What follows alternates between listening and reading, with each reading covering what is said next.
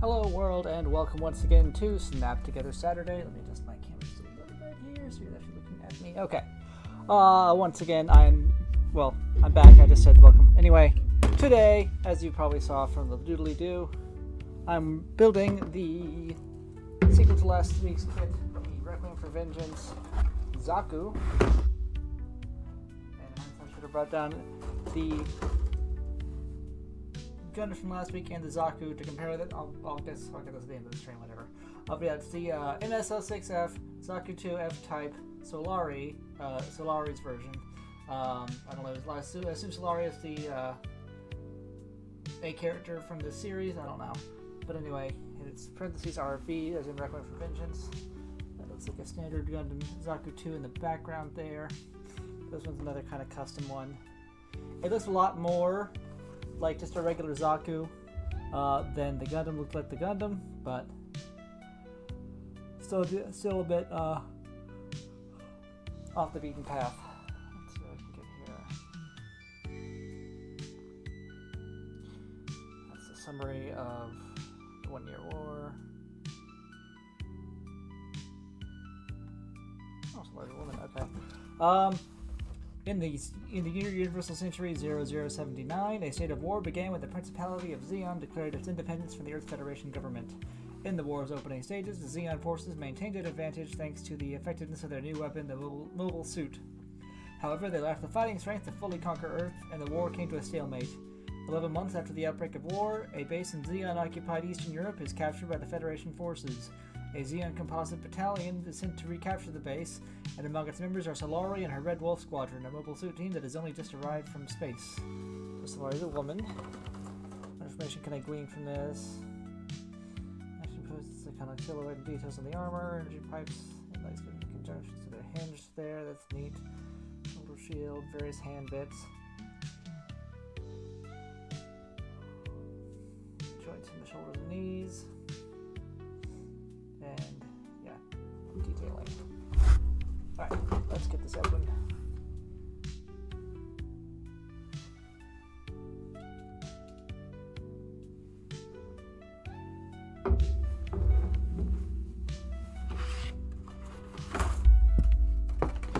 So it is. Feels like fewer runners than the Gundam had. Less diverse at least. Makes sense because it's a Zaku. I did already open this. So we got A1. Was there an A2? I thought there was an A2.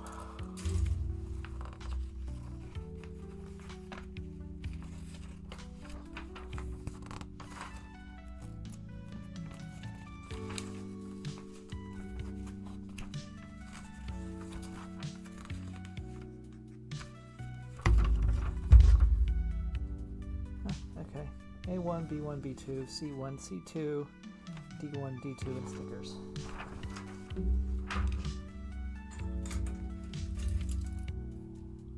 So here's C, B. So here's the B frames. They overlap right there on the feet and arm parts. B1 here has the back and leg armor, and B2 has the hands, and that's the body it looks like, possibly the shoulder, the head. So they overlap on like the knees, arms, stuff like that, and the bottoms of the feet. C1 and C2, again it's an overlapping but not identical frame, or no, this is D. Highlight C1 and C2 do not overlap at all.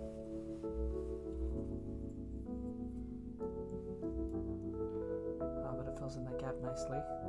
C1 is like the inner armor, inner arm bits, the hip skirts, the heat hawk. Looks like it's for the torso probably.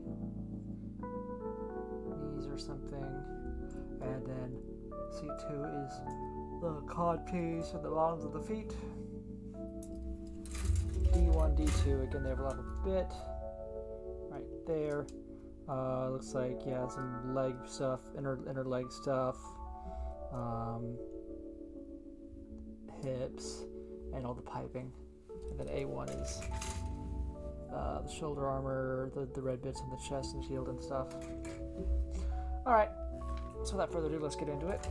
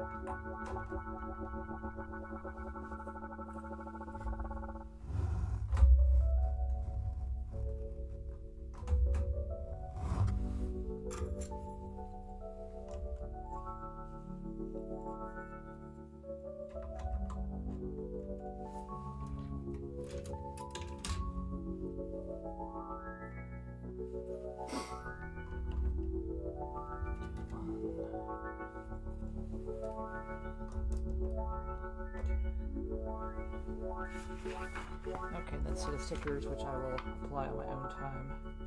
Possibly. I might apply under the belt, we'll see. They don't look very appealing. Let's stick this back in the box here.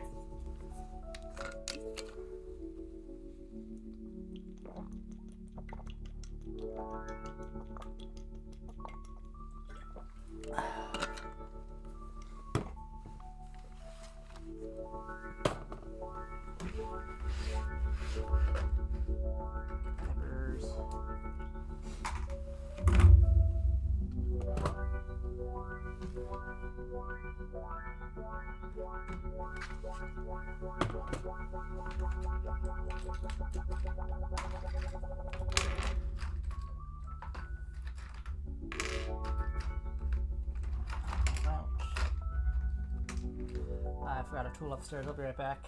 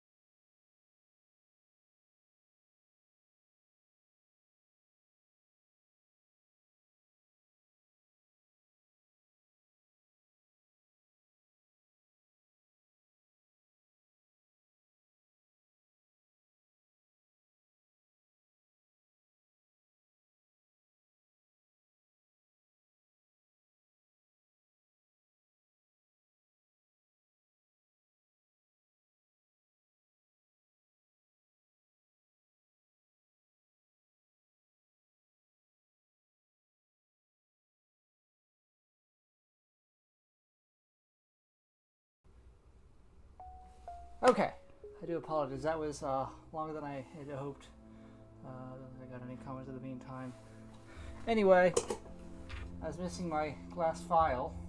Left it upstairs, and being, transparent, I couldn't see it. I will admit my room is a bit of a mess, but anyway. Okay. Let's get into this.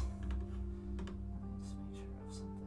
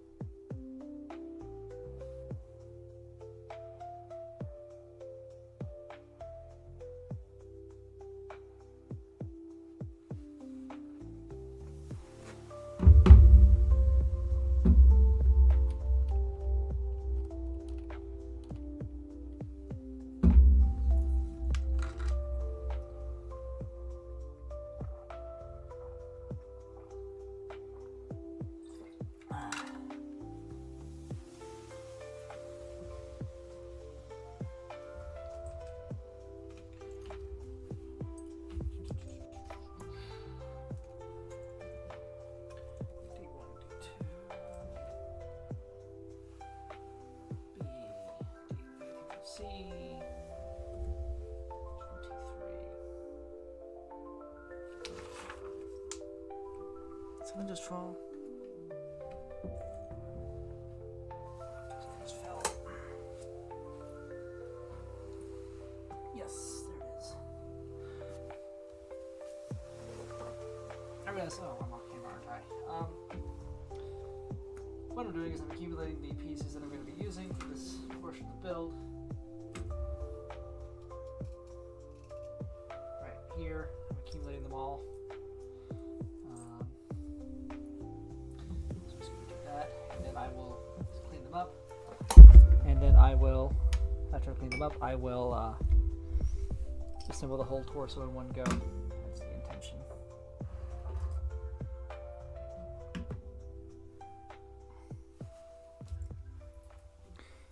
C right now, C123.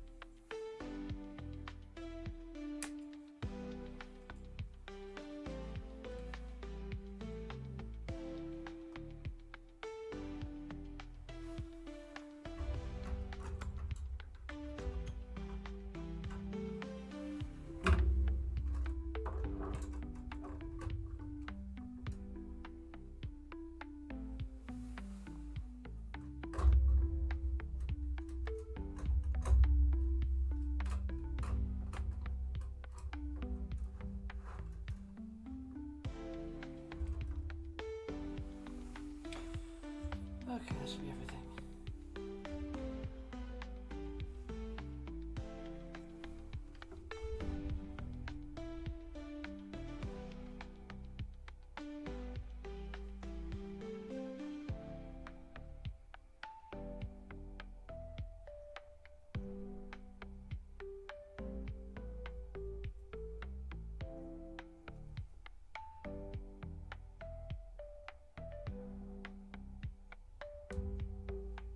Verdicts Scribe. Good evening from the new laptop.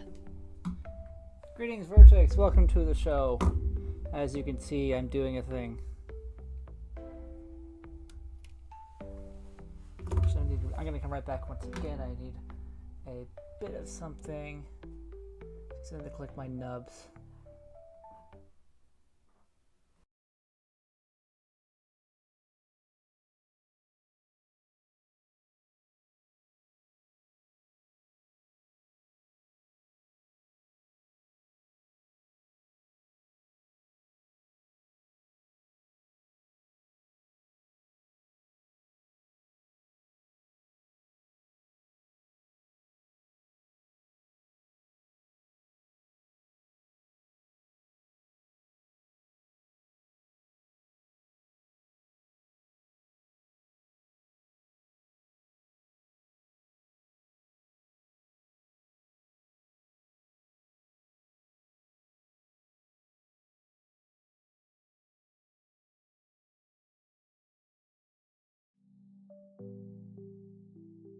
That's much faster than my previous rendezvous.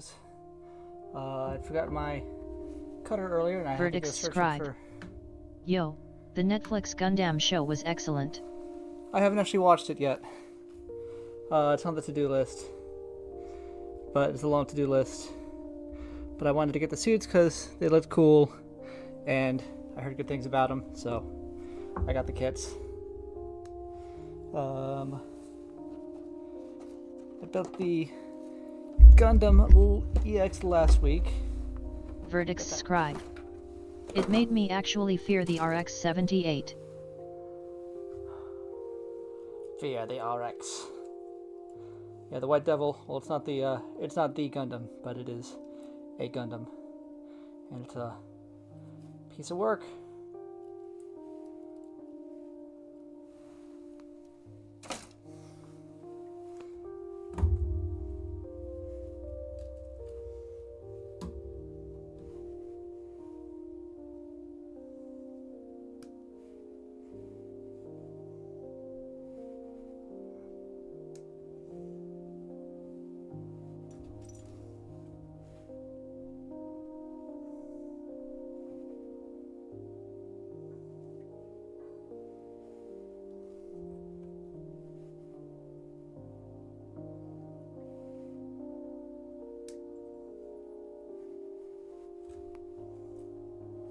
Verdicts Scribe. For a 3D animated show, they did an excellent job of showing power scaling between modern artillery vs Zaku's. Verdicts Scribe. Then Zaku vs Gundam.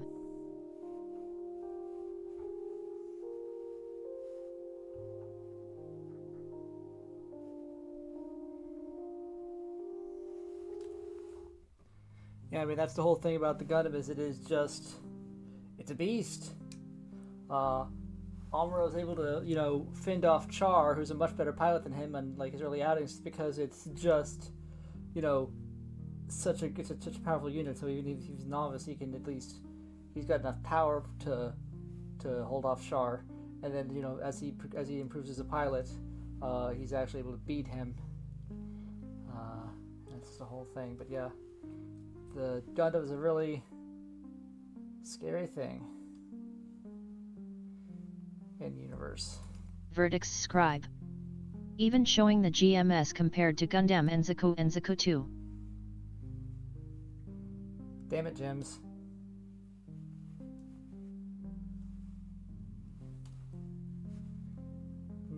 Damn it, Gems.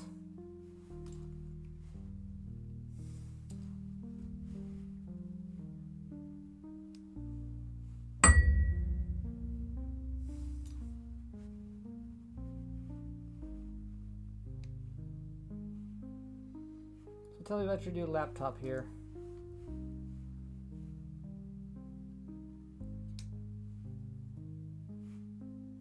Verdicts Scribe.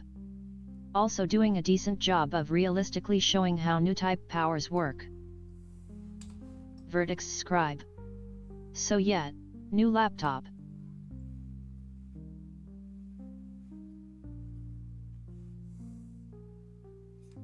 Tell me all about it. Verdicts Scribe. Not sure if I'll keep it. Verdicts Scribe. But I'll see if I like it. What's the hesitation?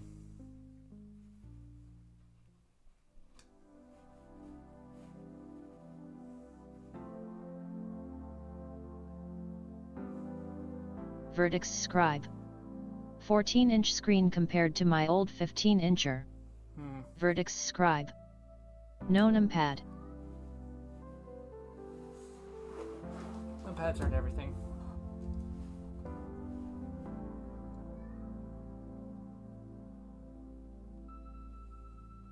Verdicts Scribe.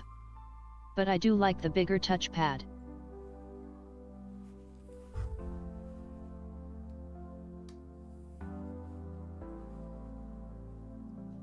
Yeah, some drawbacks and some... That's how it goes. Verdicts Scribe. Also, it's a 3K resolution 120Hz refresh rate OLED. Nice.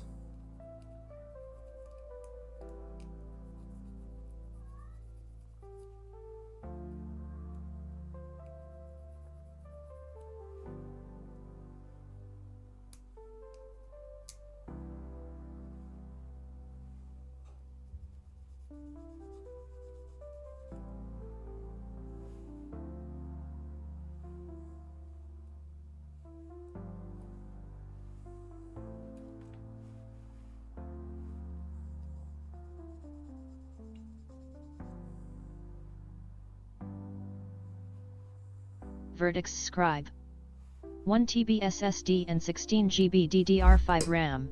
but no extra slots for upgrade.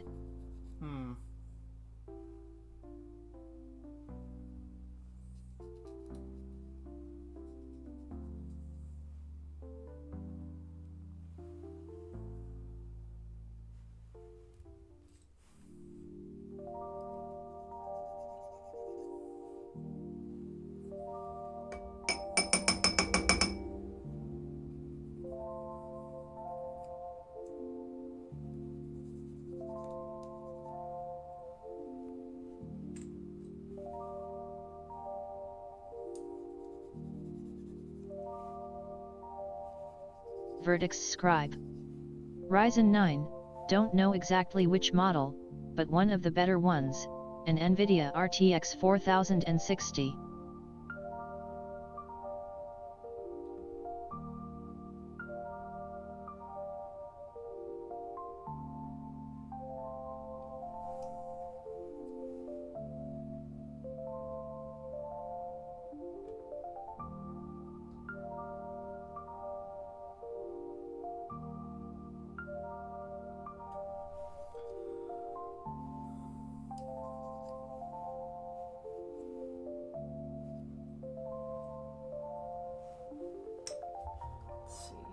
Sounds like a fancy laptop.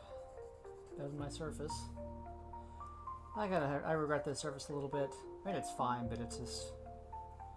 I just keep going back and forth between what I wanted a... Verdicts Scribe. They make a model with 32GB RAM and RTX 4070. I might decide to get that one instead of this one doesn't do the job I want. I just keep waffling between, you know, do I want to get a desktop that I can modify, or a laptop, a really powerful laptop that's my all-in-one machine. I keep going between those two. Like, you know, the ability to just take my entire work life with, or personal projects with me, be nice, but, you know, in an interconnected world, that's less of an issue, but I also don't like paying for OneDrive or any storage stuff. I don't know. I never settled on that. That's why I'm still stuck with my dinosaur of a tower.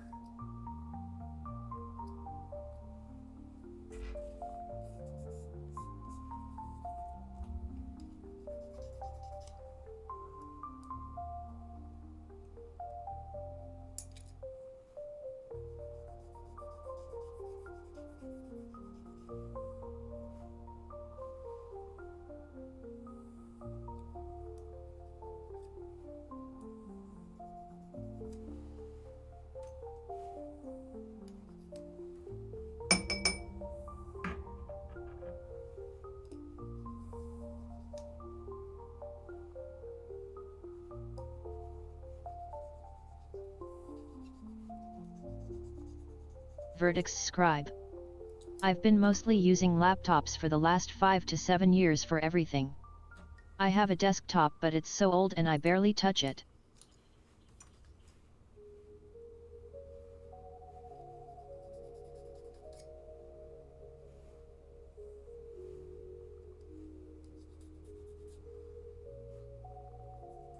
Well, either way, we'd have to have a device for my Plex server, so may as well be a tower. Sorry, listen, I can get a dedicated NAS for it as well. So that's the other choice. Like if I get a tower, it can be my Plex server. But if I get a laptop, then I'll need a NAS to be my Plex server.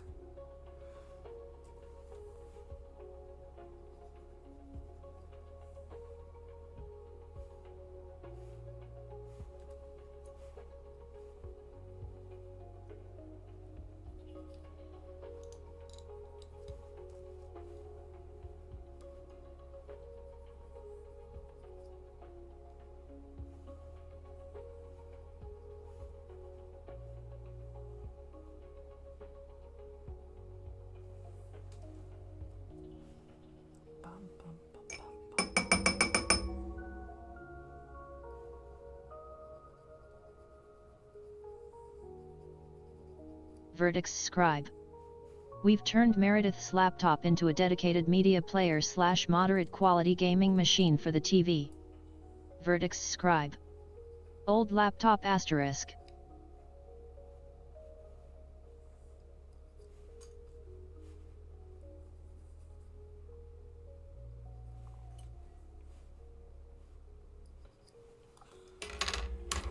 There's one more I was...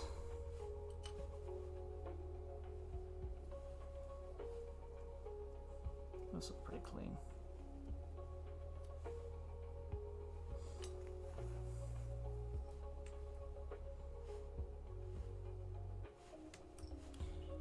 Looks pretty good to me. Okay. Let's assemble this thing. Let's build this torso. Verdicts Scribe. Her new laptop she uses for personal use is a Intel Core i9 with an RTX 4090. Thing is a beast.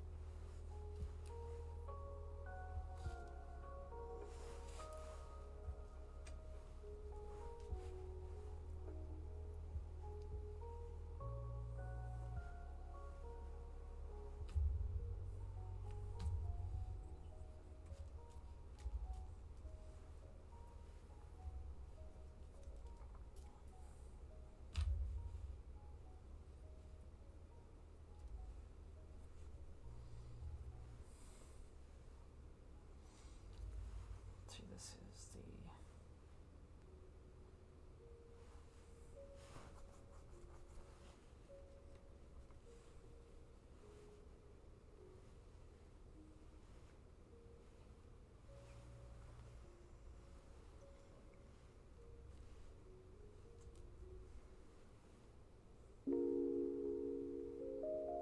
this would be the neck, I guess. Verdicts Scribe. One of my next tests on this new laptop is to hook up the Oculus 2 up to it and try running something like Half-Life Alyx.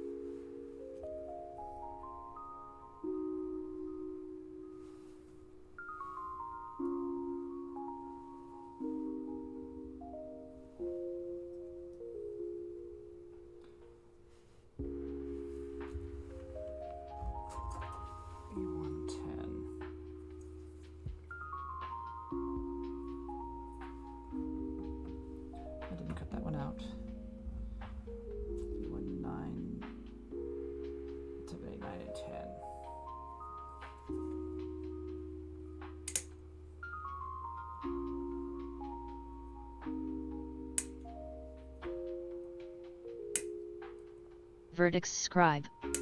I doubt this thing will do full quality at full FPS, but I'd like to see it try.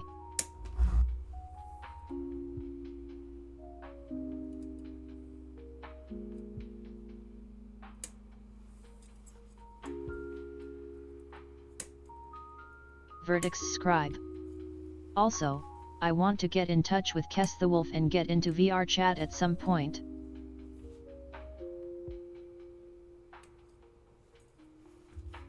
That'd be cool.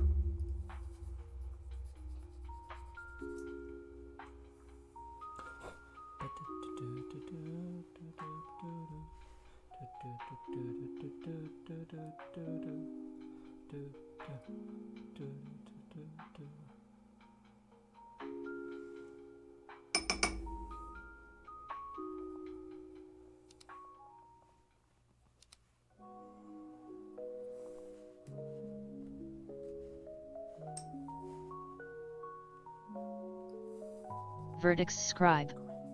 Once I feel I've comfortably set up OBS again, I think I'll build some of the Lego sets that are piling up on the craft desk. Oh, you're a Lego person now. That's a slippery slope. Says the guy building a Gundam.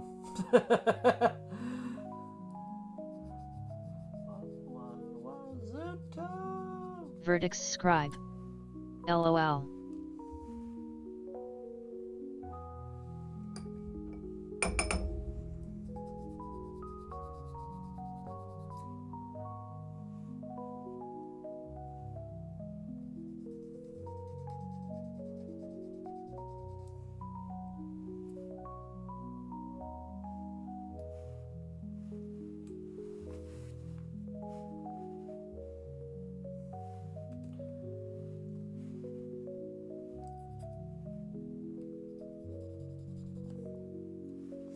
Okay, that should be good.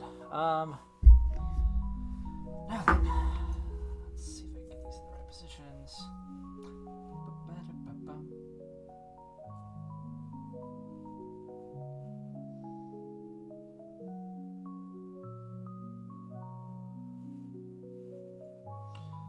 That's one side's over.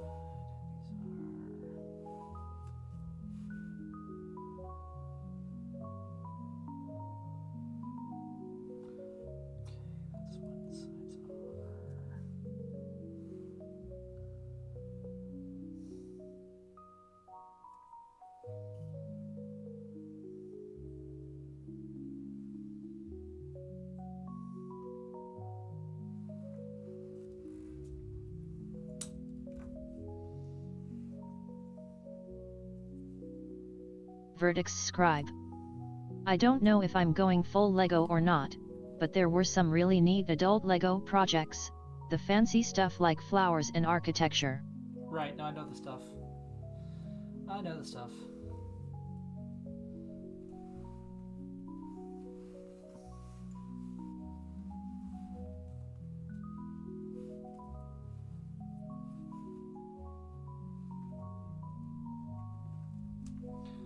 This is the back.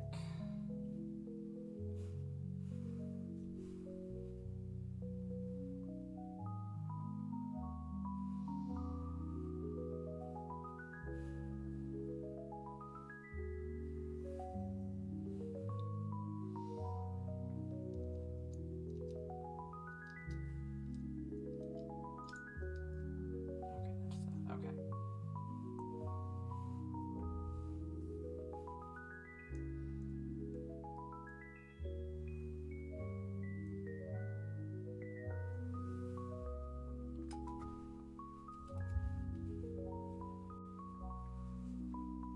Just trying to arrange this before I put it together. This goes. This is the coupler for the front skirt. This is the front skirt, that's the back.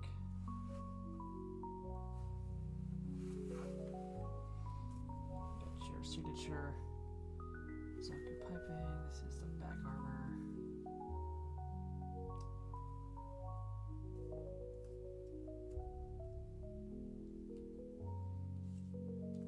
Verdicts Scribe.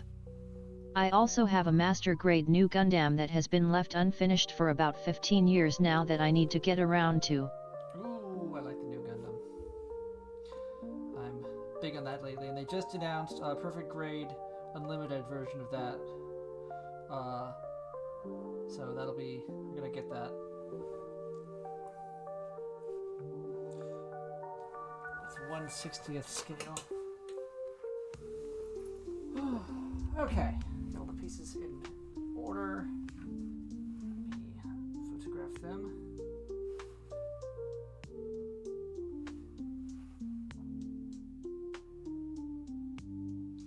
And let's put them together.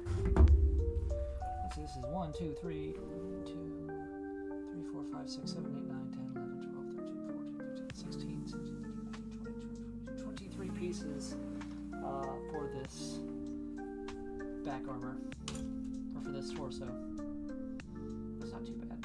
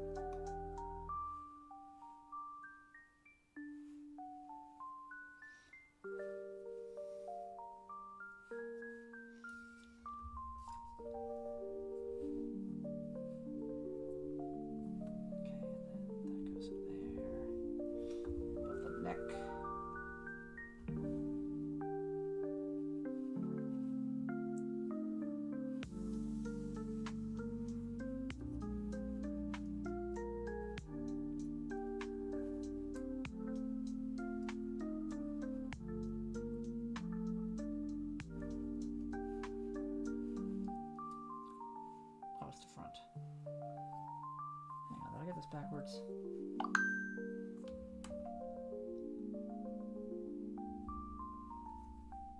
I did.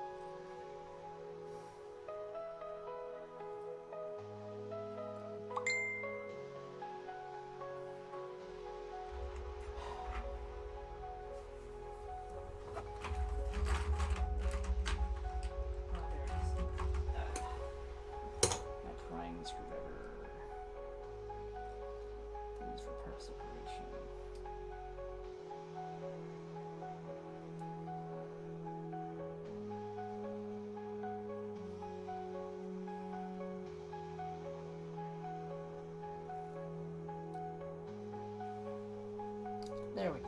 Ugh. Okay. Let's try that again.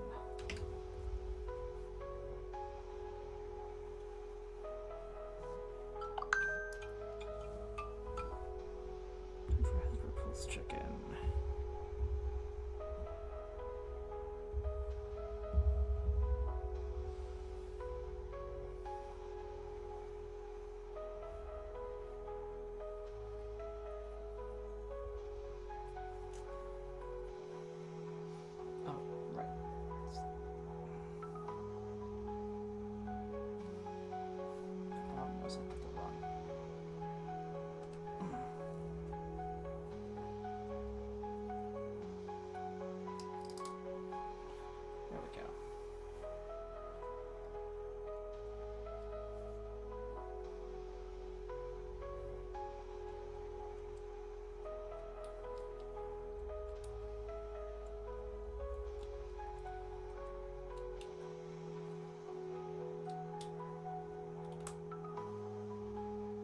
Okay, that's more like it. North Laokais are up to 12,093.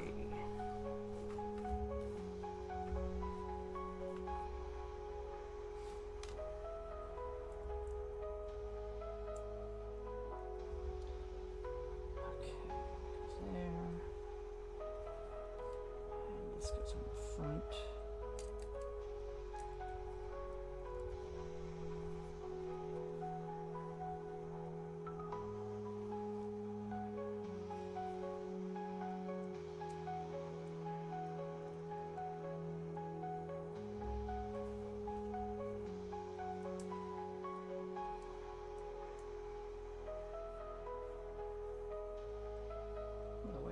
And latches on is real satisfactory. So the lights over there. Here. I've got pieces layering.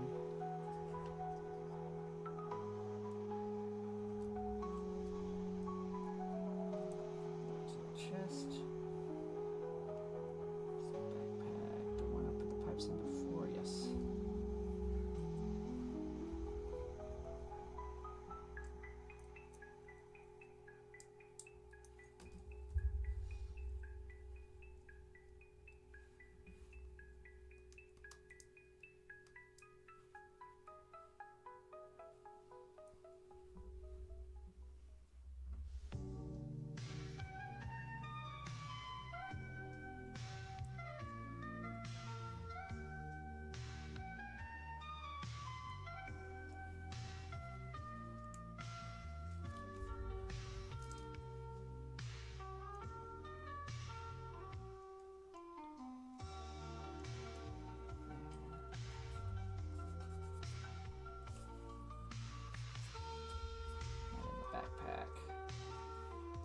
Boom, okay. Oh, it's one piece. C18.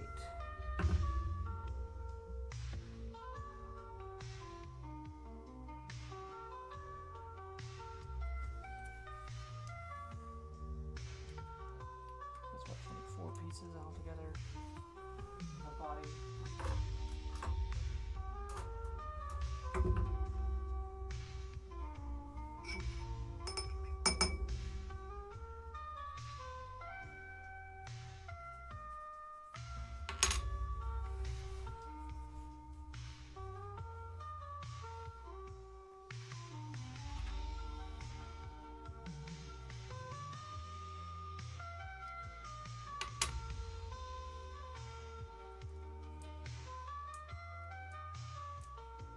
Like a Warhammer dude, kinda. I feel like that's the impression I get.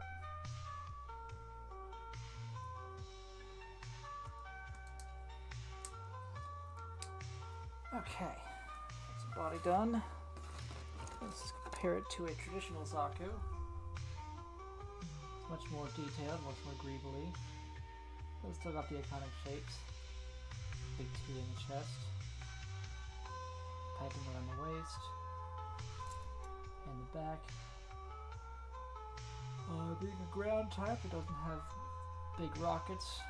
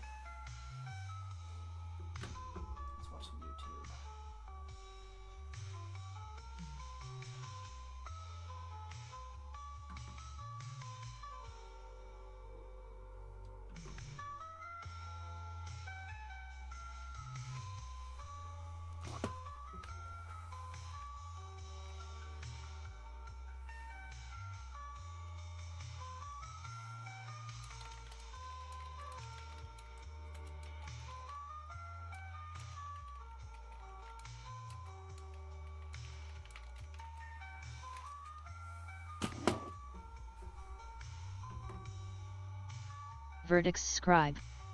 I'm currently playing with the lighting effects on the new laptop. It's not as fancy as Meredith's, but it's still got some fun things on the back of the lid, and the keyboard is RGB.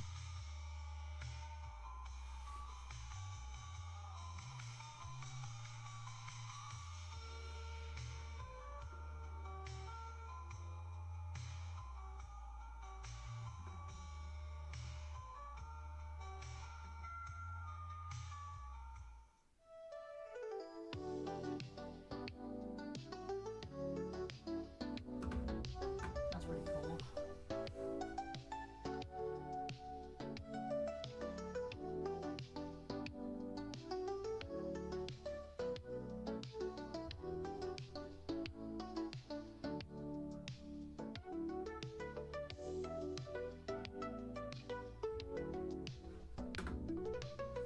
While Elon Musk was busy.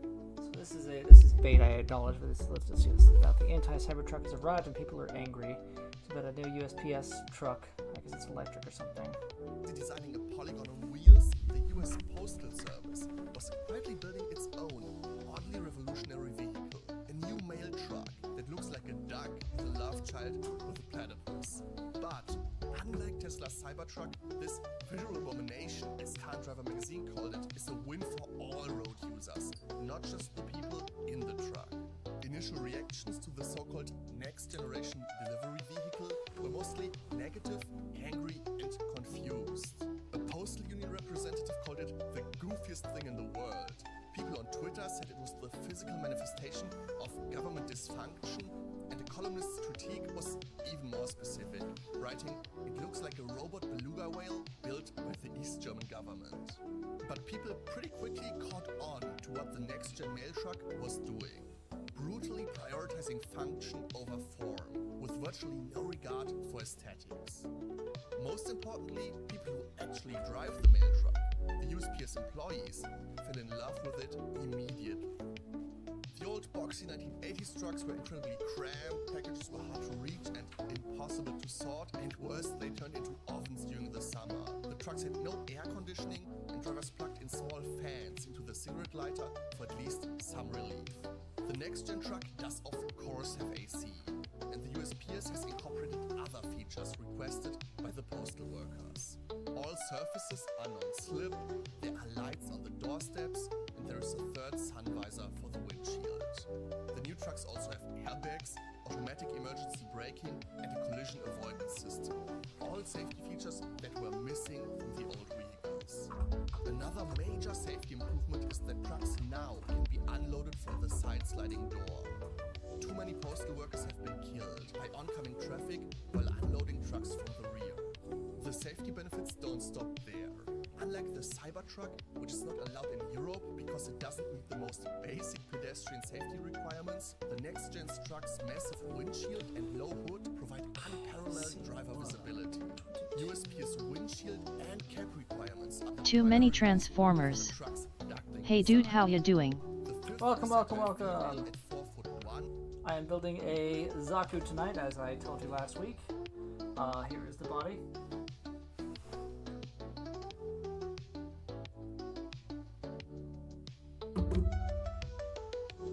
Good enough. Here it is compared to a regular Zaku.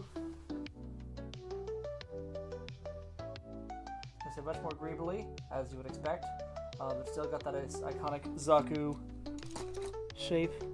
Here's the I was trying to avoid too many comparisons here, but here is the Gundam.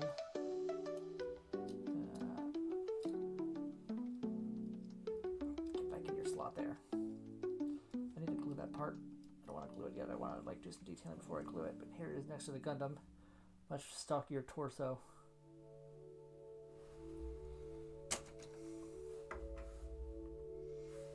I'm working on the head right now. To be able to see over the hood, while the 95th percentile male at 6'2" had to be able to stand up in the cab. The low hood has another obvious benefit. One study found that a 10 cm increase in the frontal height of a vehicle led to a 22% increase in the pedestrian fatality risk, with the greatest impact on the survival rate of women, children, and the elderly. A 360-degree camera on the new truck further improves the safety of other road users. You may be surprised to hear that this thoughtful truck was built by an oddly named defense contractor called Oshkosh, which won the government's $9.6 billion contract to supply the USPS with 50,000 new trucks. The truck's journey to reality wasn't without drama. After a decade of development, the USPS initially planned a mainly gas-powered fleet. But when 16 state attorneys general and environmental groups cried foul, the Postal Service pulled a U-turn, committing to make 75% of the 50,000 vehicles electric. Each truck can travel 70 miles on a single charge, plenty for the average 12 to 15 mile daily route. Personally, the USPS's adorably awkward platypus duckling next-generation delivery vehicle is my car of the year, as it's a big win for workers and for pedestrian safety and a great example of radically prioritizing the public good. Please please consider joining my Patreon to make more and better videos alongside the absolute legends Diddy Pine, Brian Simpson, Needs More Cowbell, and Jakob Hediger. And finally, please subscribe and help me reach 35,000 subscribers. D241, that's the other antenna.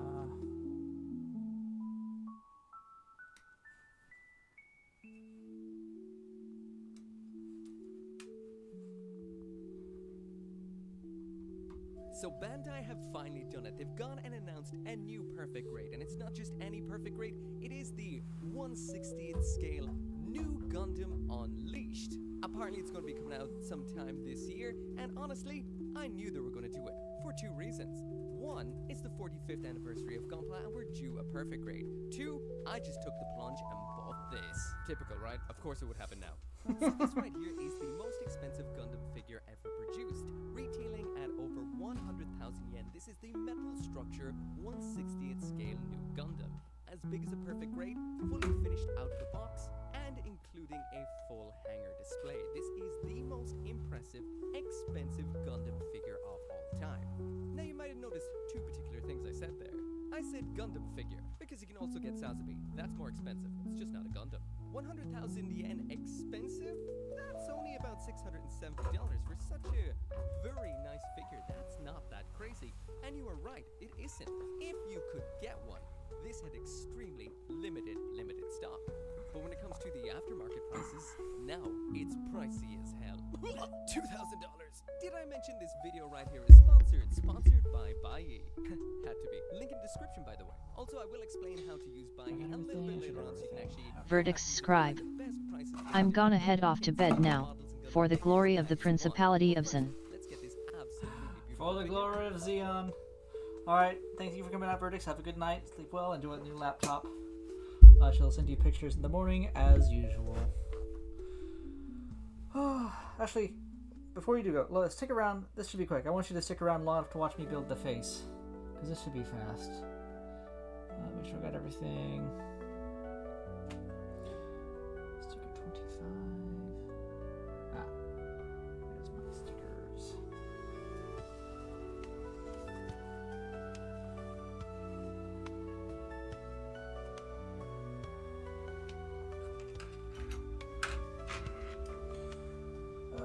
ZakuII stickers.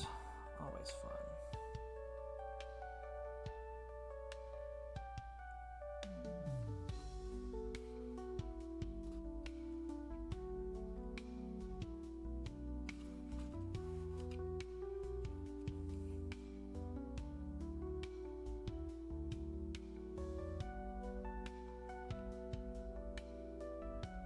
So I'm gonna give you 2 in case you fuck up.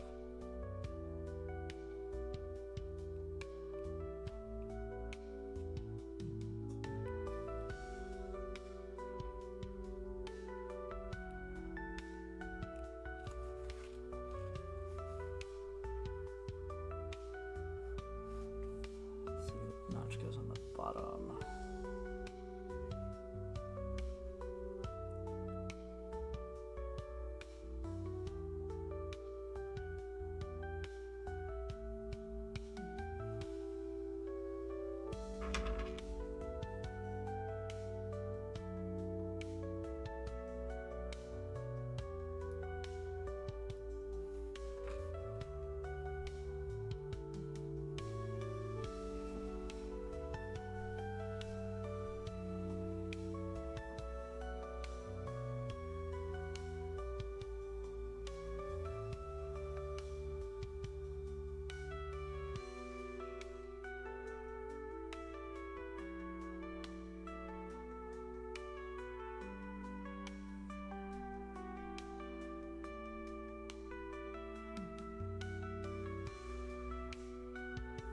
Okay.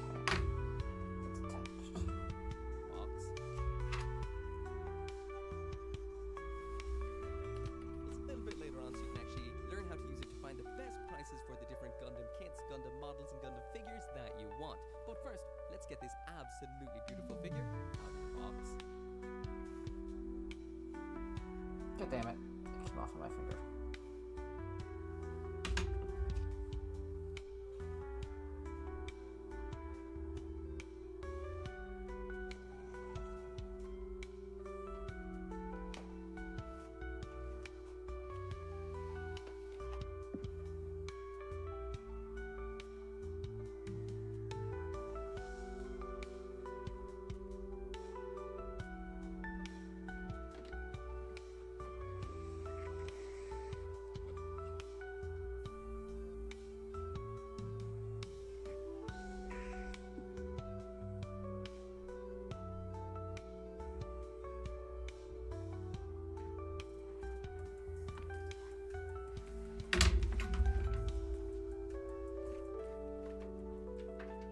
So finally now jumping into the aesthetics, and there's the metal structure new Gundam out of the box in all of its glory. Now, one thing I will say, especially with figures, God damn it. it does go with Gunpla as well, is you don't really get any kind of feeling for just how marvelous they actually look when you see pictures. So I'm going to try and get in as close and as perfect with this thing as absolutely possible, so you can kind of get the grandeur of this majestic beast. It is so perfect. So first off, this is what it looks like right out of box. So this is an absolutely premium format figure. It's got everything going on. Even just the overview of it right here, this is absolutely massive. All the proportions are absolutely perfectly perfect. And honestly, it just looks jaw-dropping. The overall silhouette perfect. This is new Gundam in all of its glory. And of course, compared to what we would have seen in the actual movie, it's got a lot more additional detail. And even more than you see right here, because this does have a lot of opening hatch gimmicks. It's got a cool psycho frame underneath everything else, but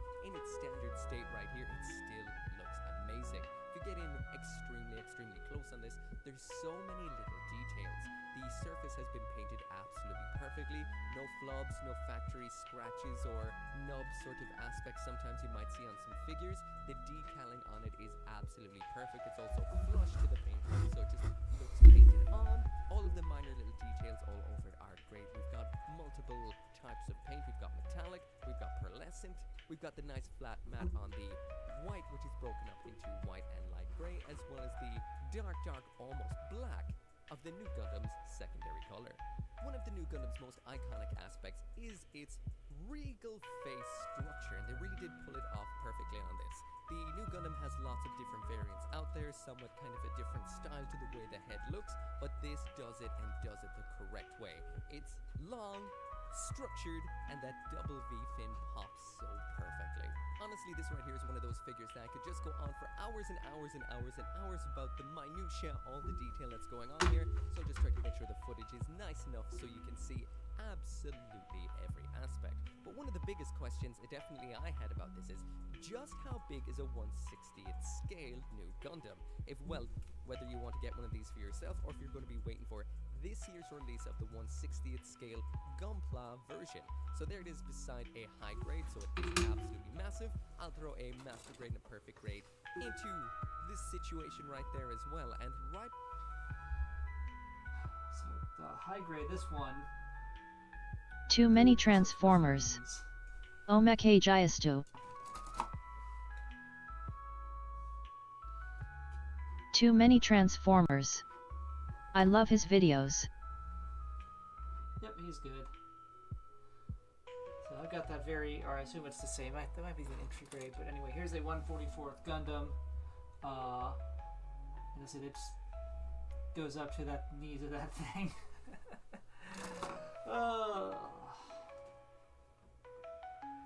Right beside even the perfect grade, beside a high grade, so it is absolutely massive. I'll throw a master grade and a perfect grade into this situation right there as well. And right beside even the RX-78-2 Unleashed, this is a behemoth. So this is what you'll be expecting from the Gundam kit. Just imagine that big old wing up on its shoulder. This is absolutely incredible and monolithic. Now this right here is an expensive figure, especially at the aftermarket rate. So you might Too many Transformers. I was worried you wouldn't do a snap together Saturday. Yeah, I was just a little delayed because I was a different stream was running late that I was working on. Usually do a watch party on Fridays with some friends, but we couldn't do Friday, so we ended up doing it tonight instead. And so that cut into my time, but I was definitely I'm here.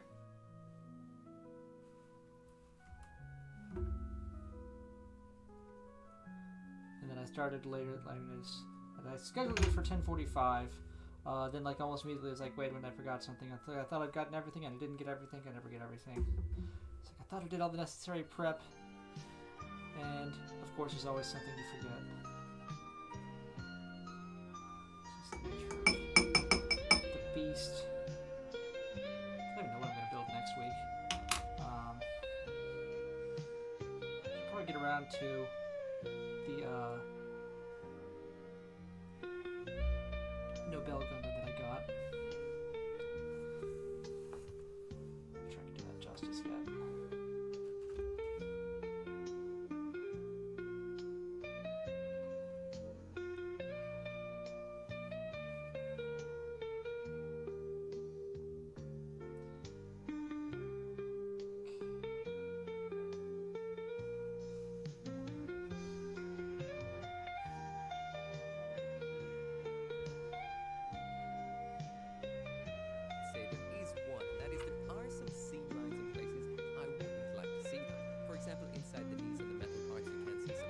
Too many Transformers.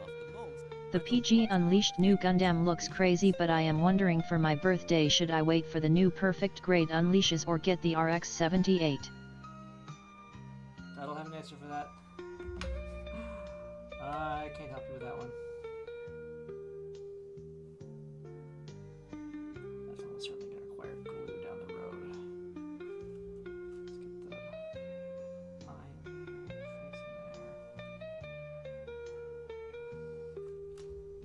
facing there. Try to clean these up. Because I was just thinking, you know, I've been thinking about getting the PGU RX-78 for a bit. And then now they announced a new Gundam, right as I'm on my new Gundam kick.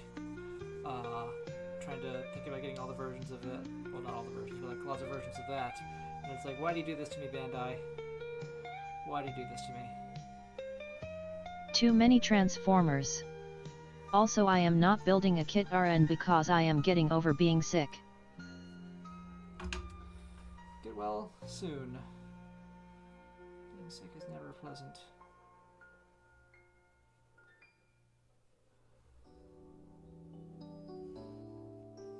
Let me orient this piece.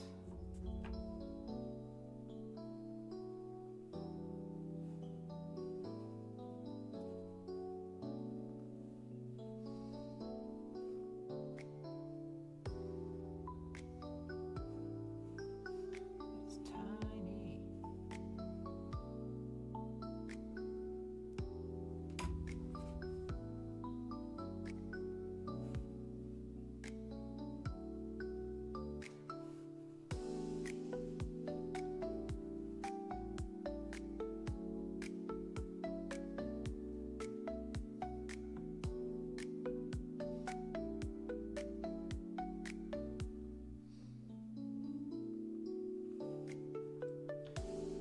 Okay, this sits on the head like such. Too many Transformers. I will pop back in later, but I am hanging out with my younger brother. Okay, that's important. Okay. Alright, love to be a good mono eye. Looks to the left.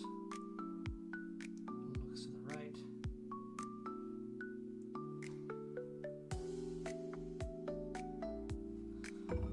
Got two antennas.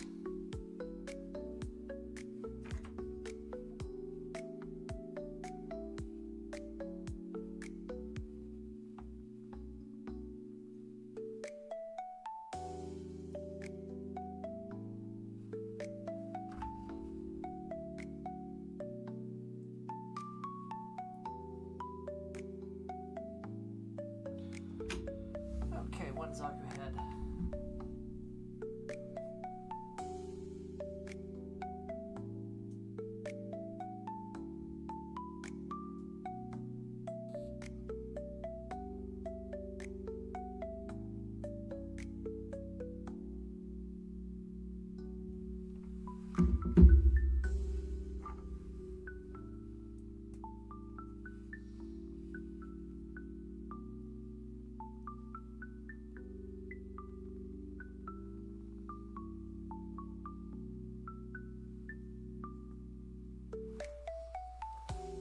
Okay, moving on. Really should not be there. You can't really see them from a distance, but it is a little bit disappointing. Again, you could consider it to be some kind of mechanical thing. I can't personally, but overall, this does look incredible. That's just a minor nitpick. So next up, jumping on into the articulation. And when it came to things I personally wondered about this particular figure before I actually grabbed my cell phone was, on top of how big is it, it's how much can this pose?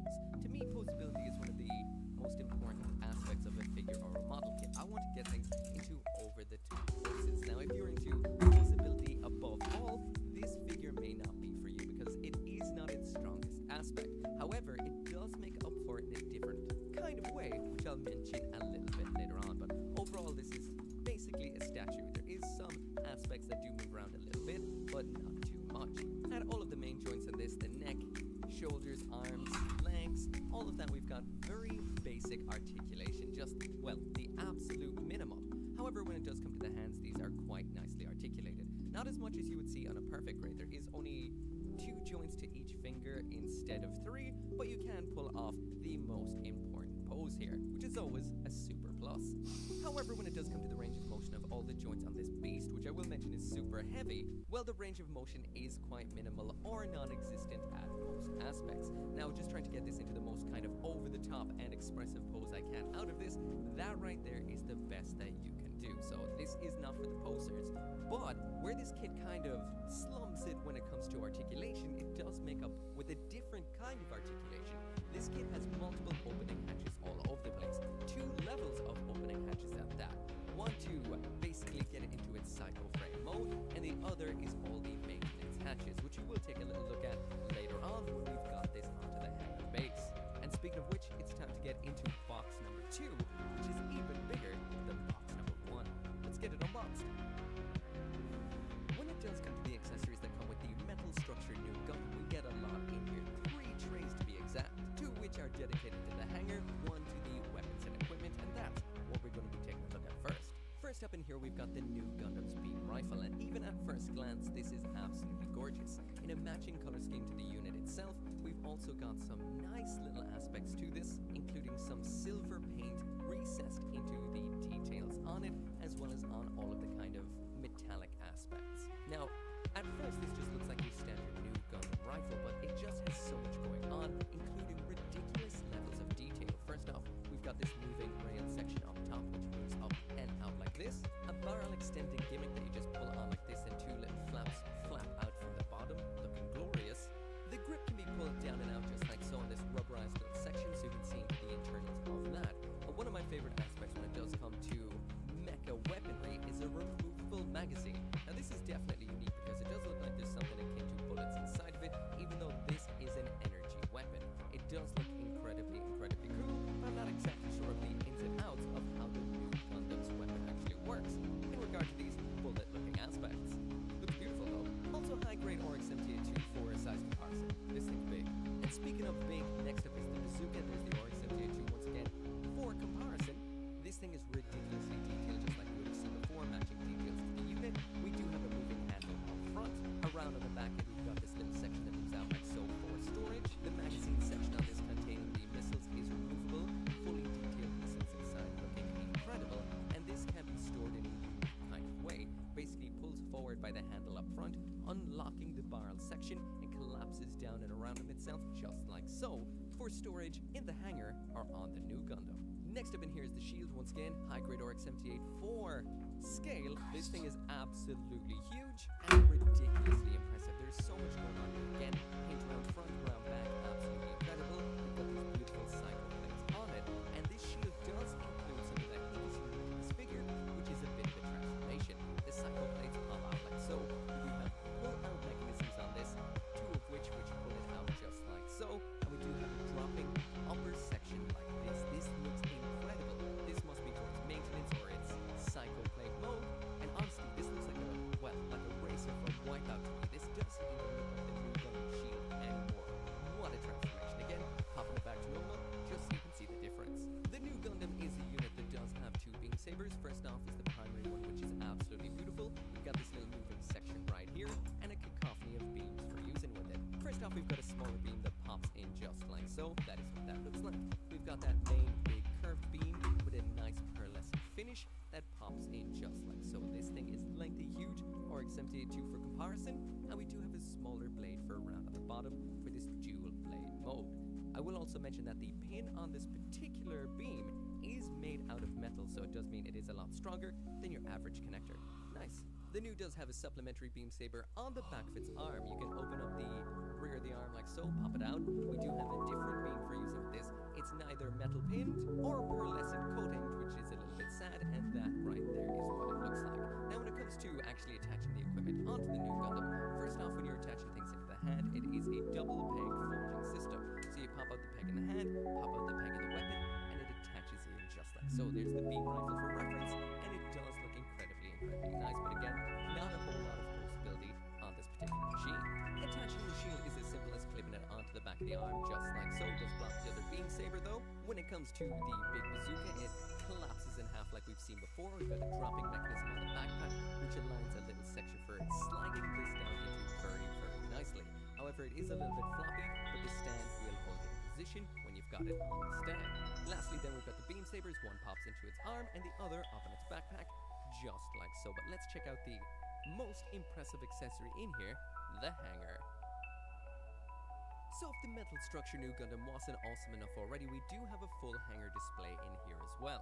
Now once you get this out of the box, it does look relatively regular at first, like any Bandai Gundam figure base, but it's what you build onto it that truly changes it.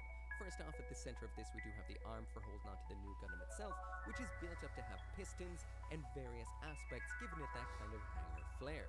The upper section on this, which does attach into the new Gundam's back, is made out of a metal too. Next up, we've got some aspects for holding onto the weapons on the side. These little racks for racking up the weapons. One has a grabby aspect, that's for holding onto the bazooka on the left-hand side. Then we've one for the right-hand side, which is a little bit simpler with no articulation, for the shield and the beam rifle. We've got two light units which attach onto the base like this and this.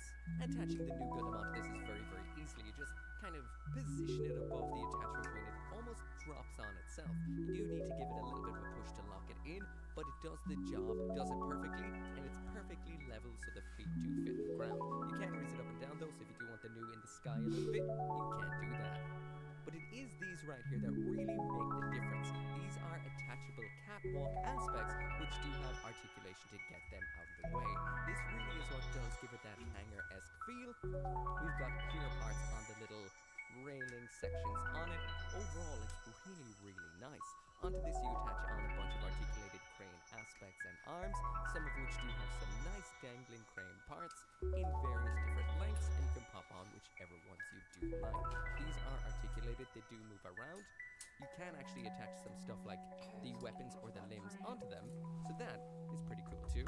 So now that the hanger is pretty much put together, it's time to test out the lights on this. Now first off, I will mention there are lights inside of the actual new Gundam itself, 2 light units inside of its torso. That is for its eyes, the sensor on its shoulder, and the cockpit. However, you do require LR41 batteries for this, which I do not have. I never have. And when I do get them, they eventually end up expiring and I never use them again. So that is my only kind of gripe with this. I do feel like this could have had some kind of rechargeable batteries in it, and a USB-C charging aspect to the base itself. So when the new Gundam is attached in, it will charge up and you can use the lights. Needing actual batteries in this day and age in a figure is a little bit wonky. They die all the time, taking them in and out is a pain, and that is a little bit disappointing. You'll also need 4 AAA batteries for attaching into the light units around front. Now I turned off all the lights to actually try these out because I had them on with the lights on and you don't see anything. These are quite weak. I had to turn off pretty much every light in the office just to see how they would work, and it pretty much only works in pitch darkness.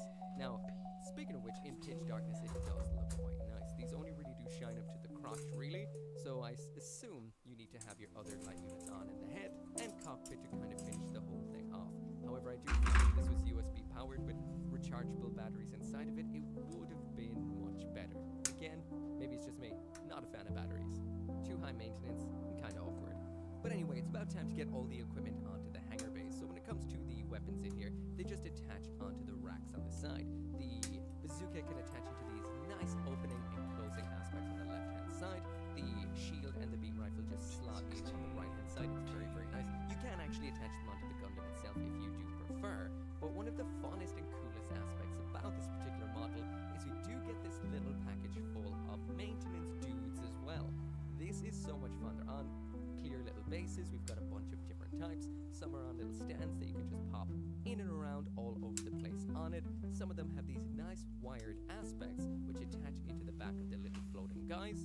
These then attach up into the bottom of the catwalks for these zero gravity maintenance guys flying around the new Gundam. From a lot of angles, these pretty much, well, you wouldn't even notice the pipes, so they look like they're actually just floating there, but the pipes as well look like maybe they're for air or just to tether the maintenance crew. On top of that, we do have a scale figure of Amuro Ray as well. I'm going to pop it right in front of the opening cockpit, looking awesome. And overall, this just nets you the most awesome hanger scene around. About to get more awesome, by the way. We've got opening hatches. So once again, releasing the metal structure new Gundam from its plastic bonds to check out what might be the coolest aspect about this particular figure. That is all the opening hatches for the Psycho Plate mode, as well as all of the opening hatches for the Open Hatch mode. So I guess we're going to start off straight away with the Psycho Plate. Down at the lower leg, all you have to do is pull up the knee to make all of these sections pop out to show that gloriously pearlescent green through blue fade Psycho Plate underneath. We've got a sliding mechanism on the back of the heel, another pull aspect on the back of the leg which opens up around the calf, and on the sides of the calf we've pull out and slide up mechanisms as well, showing us some more details underneath, not just the Psycho Plate. I found the upper leg to be a little bit more difficult. First we've got a locking mechanism up here that pulls out, which is a little bit on the stiff side, and then you're able to pull the armor backwards on this to expose the Psycho Plate beneath. Then you have to kind of bend everything into position, and there are some stiff parts that do make this a little difficult. Also, once you actually have them out, it's very easy to grab it by accident and close it up again, making it difficult to kind of get back out again, if you know what I mean. Looks good when done though. At the front skirting, we've got those nice pull mechanisms, so once again, you just pull one aspect and the rest all folds out perfectly, and this is on both sides.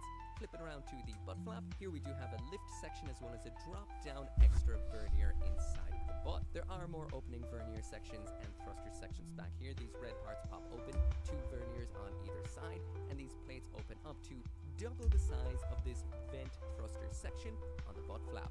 The shoulders are incredibly designed. We've got a locking mechanism that unlocks by pulling down one of the thrusters, and then you just literally pull the shoulder and everything just springs out just like so perfectly. Then lock back up the locking thruster section and it looks glorious. Finally, the arms have these little pull-out sections on the sides of the forearms, and when it comes to the right arm, we do have this almost Unicorn Gundam kind of folding out section to the armor on the back of it, and that is it. This right here is what the metal structure new Gundam looks like with all of its Psycho Plate exposed, looking incredibly nice. The Psycho frame being actually that metallic green into blue fade is like nothing I've ever seen before. This is some of the most premium paintwork I've ever seen on a figure. It is just jaw-dropping, and this is really only half of the transformation. We also do have some more hatches for the open hatch mode, which we might as well check out now. First off, you do have to close the front of the leg to access a hatch that is in the top of the foot, which slides out like so, with more of that gorgeous Psycho Plate. The rest of the legs remain unchanged, but when we move up to the skirting armor, at the front we do have an opening section at the top and the bottom of the crotch area, as well as 2 additional opening thruster panels in the front skirtings. In the shoulders, you just pull down and open the locking mechanism you would have seen before, just this time you leave it open. Around in the backpack, you can open up and extend this little section right here where the wing funnels attach on and see some internal detail. The same goes with these little sections here. You pull out these little fins just like so, and then full big maintenance hatches on the backpack open up and outwards, showing some more of the news interior detail. Moving up a little further then to the torso, we've got the full opening cockpit section right here. We do have a sliding door just for the cockpit itself on top of that, and inside of that cool ball section that is the actual cockpit of the new Gundam, we do have a sliding opening door on that too, and inside we do have an ammo, and if you have batteries, there's lights in there to boot. The yellow frame sections around the vents in the chest pop out forward and move out to the sides like so. Again, nice chest maintenance hatches. And finally, when it does come to the hatches on the head, we have 3 of those. You grab the back of the Gundam Mohawk, pull it up just like so, which releases some aspects around back, allowing you to pull out and open the cheek aspects that are around the vents in the face. That's the final aspect, and it opens it up so nicely. So that right there is the new Gundam with all of its hatches, all of its Psycho Plate aspects all opened up. So even though this kit did not have too much when it came to actual dynamic articulation of the mecha itself, all the articulation on this is dedicated to the opening hatches, maintenance aspects, and the Psycho Plate underneath. So again, this is a figure that is definitely more for people who like mechanical detail and the functional mechanical aspects of a mecha's design, as opposed to it pulling off cool, over-the-top anime poses. So yeah, when it does come to the metal structure new Gundam, this right here is the end game.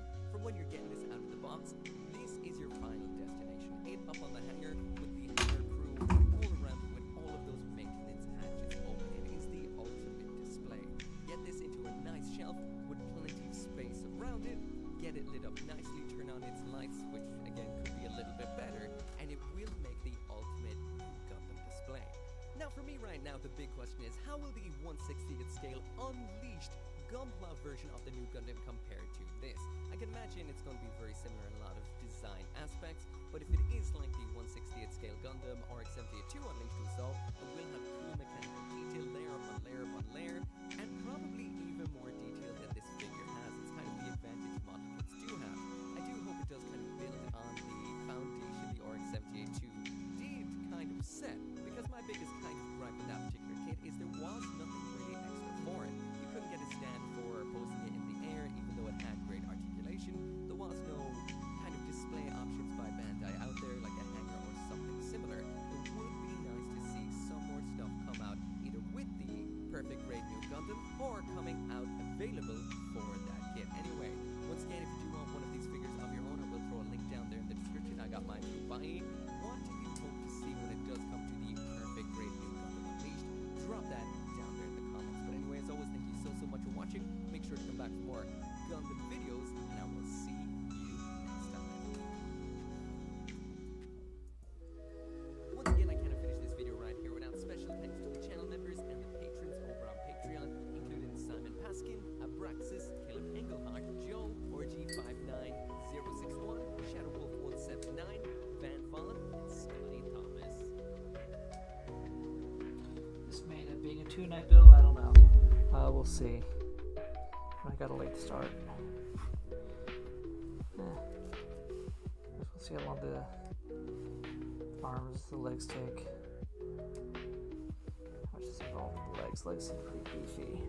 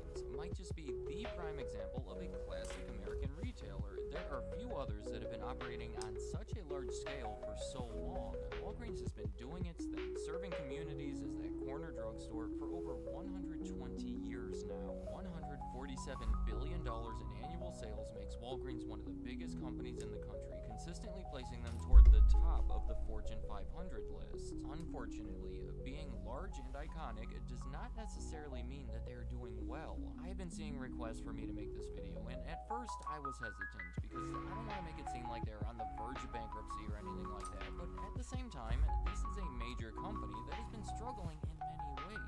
Their store count has been steadily decreasing, and in October of 2024, they announced that they would be closing an additional 1,200 stores over the next few years, representing about 14% of them. They have been having trouble turning a profit, and many investors have been losing faith in their ability to turn things around, considering it has been one of the worst performing stocks in the S&P 500.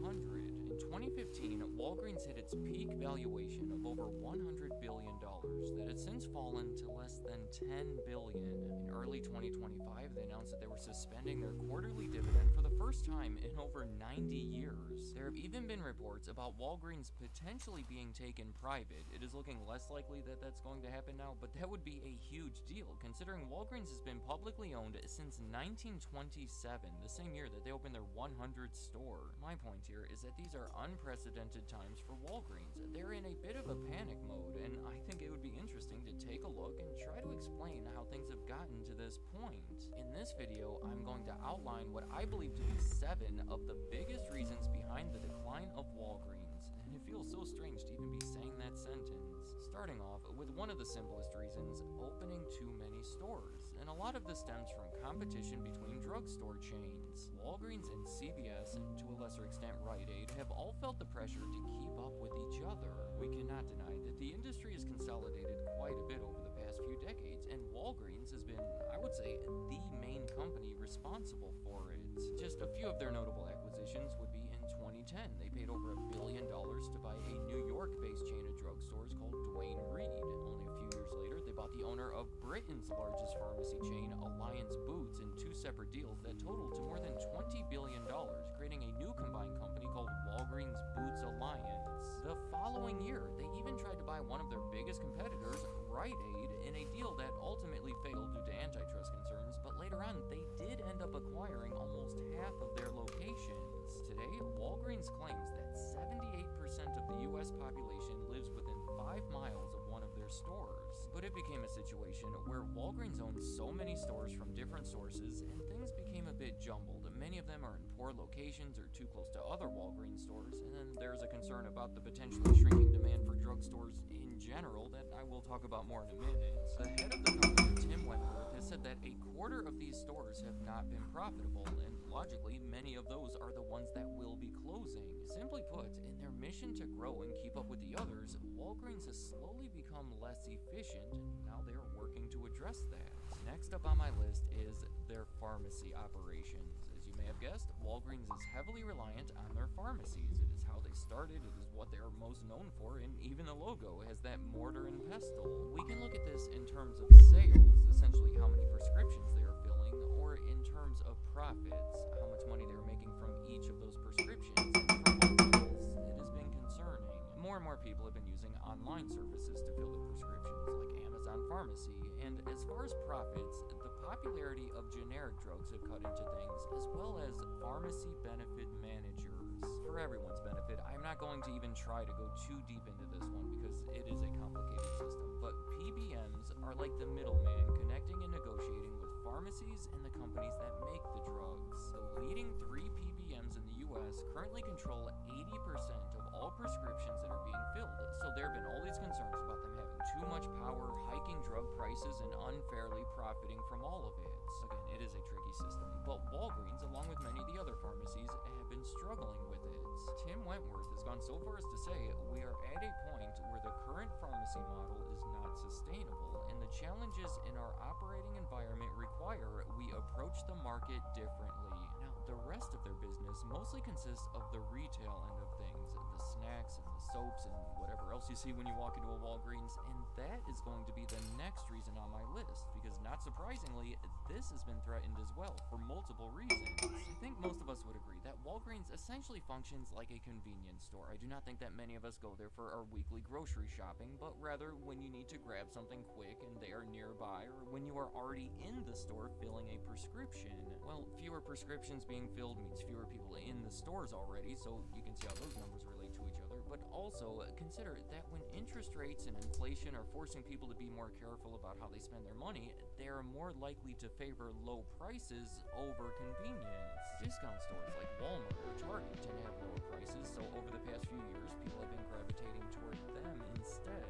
Not to mention the effect that Amazon and other online retailers have had on this part of their business as well. And considering that Walgreens has always relied on convenient physical sales in the moment, I would not necessarily expect them to be able to win over customers too easily when it comes to online sales. So, considering the 2 main parts of their business have a questionable future, over time it seems like Walgreens will likely be forced to either downsize significantly, which we have already been seeing to an extent, or find find new sources of revenue, widen their scope into something else. Walgreens' biggest attempt to do this has not gone very well, and is in fact going to be the next reason on my list. Actually, CVS has already been widening their scope much more successfully for many years now. Most notably, in 2006, they bought Caremark for $21 billion in stock, which is one of those big three PBMs. And in 2018, they paid significantly more money to buy an insurance company called Aetna. CVS has spent decades becoming comparatively less reliant on pharmacy and retail operations. Bringing it back to Walgreens, in 2020, they spent $1 billion to buy a small portion of a primary care company called Village MD. The following year, they spent an additional $5.2 billion to buy majority control of it. And then in 2023, that company bought a similar company called Summit Health for almost $9 billion. So clearly, Walgreens has been attempting to break into healthcare without much success. We are more of a healthcare company today than people actually appreciate. The scale of the investment has been too small to make a major impact, with the entire segment accounting for something like 6% of all sales, and that segment has been losing money. In 2024, there was a $6 billion goodwill impairment related to it, essentially the company recognizing that it was no longer worth the amount that they paid for it.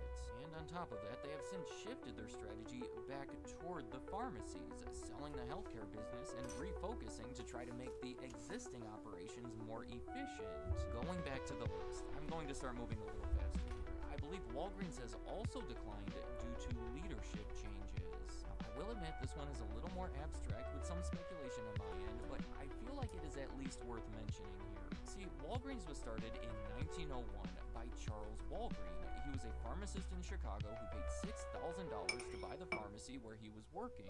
Over the next few decades, he built it into a significant chain. I think it was interesting that the company claims to have invented the malted milkshake under his control. Well, he continued to run things for the next 38 years, until only a few months before his death, when his son, also named Charles Walgreen, took over. He would then go on to run things for the next 32 years, before his son, also named Charles Walgreen, took it over for the next 27 years. That right there is a combined 97 years, almost the entirety of the 1900s, under the control of 3 different people within the Walgreen family. However, since then, there have been 7 different CEOs, none of them members of the founding family, and none of them in the position for more than 5 years at a time. The very fact that leadership has changed so much can be counterproductive. One person setting a strategy and then the next person coming in to reverse that strategy, sort of like what happened with their healthcare attempts. But also, just not having that personal connection of having worked there your entire life and following up on your family's legacy could lead to less passion and potentially more risky decisions than we have seen. Again, this reason is mostly speculation, so tell me what you think about it. Next up on the list is something much more concrete: lawsuits. Walgreens has been involved in more lawsuits lately than ever before. For example, in 2024, they paid over $100 million involved in violations of the False Claims Act. The government alleged that for 11 years, Walgreens billed healthcare programs like Medicare and Medicaid for prescriptions that were never dispensed. That same year, they paid another $100 million to settle a class action lawsuit where they were accused of overcharging customers when they bought generic drugs. But the most costly and the most publicized lawsuits have been related to the opioid crisis. Along with other major pharmacies, they have been accused of contributing to the epidemic by becoming too willing to fill prescriptions for them. Trust me, this is a whole separate subject that could be debated, but Walgreens has been paying out a lot of money related to it and receiving some negative publicity. My final reason behind the decline of Walgreens is potentially the least significant one in the list, but still an interesting one: theft.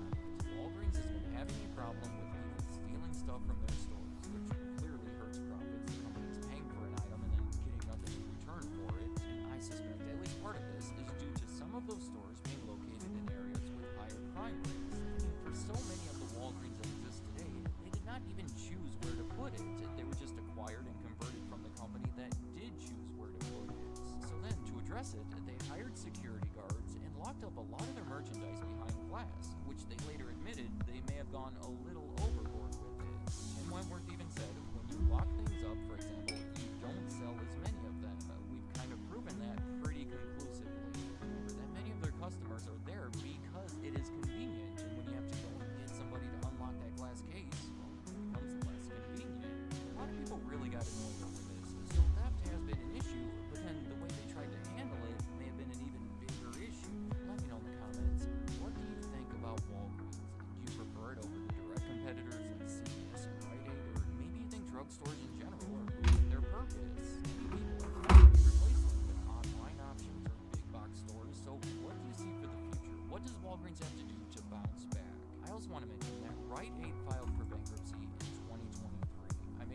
dropping shortly after it happened that I recommend watching if you want to see a lot of these same issues being dealt with by a smaller store with a shakier foundation. As always, I want to remind you that this is not a complete list behind the reasons of the decline of Walgreens, but instead the ones that I found to be the most impactful or just the most interesting.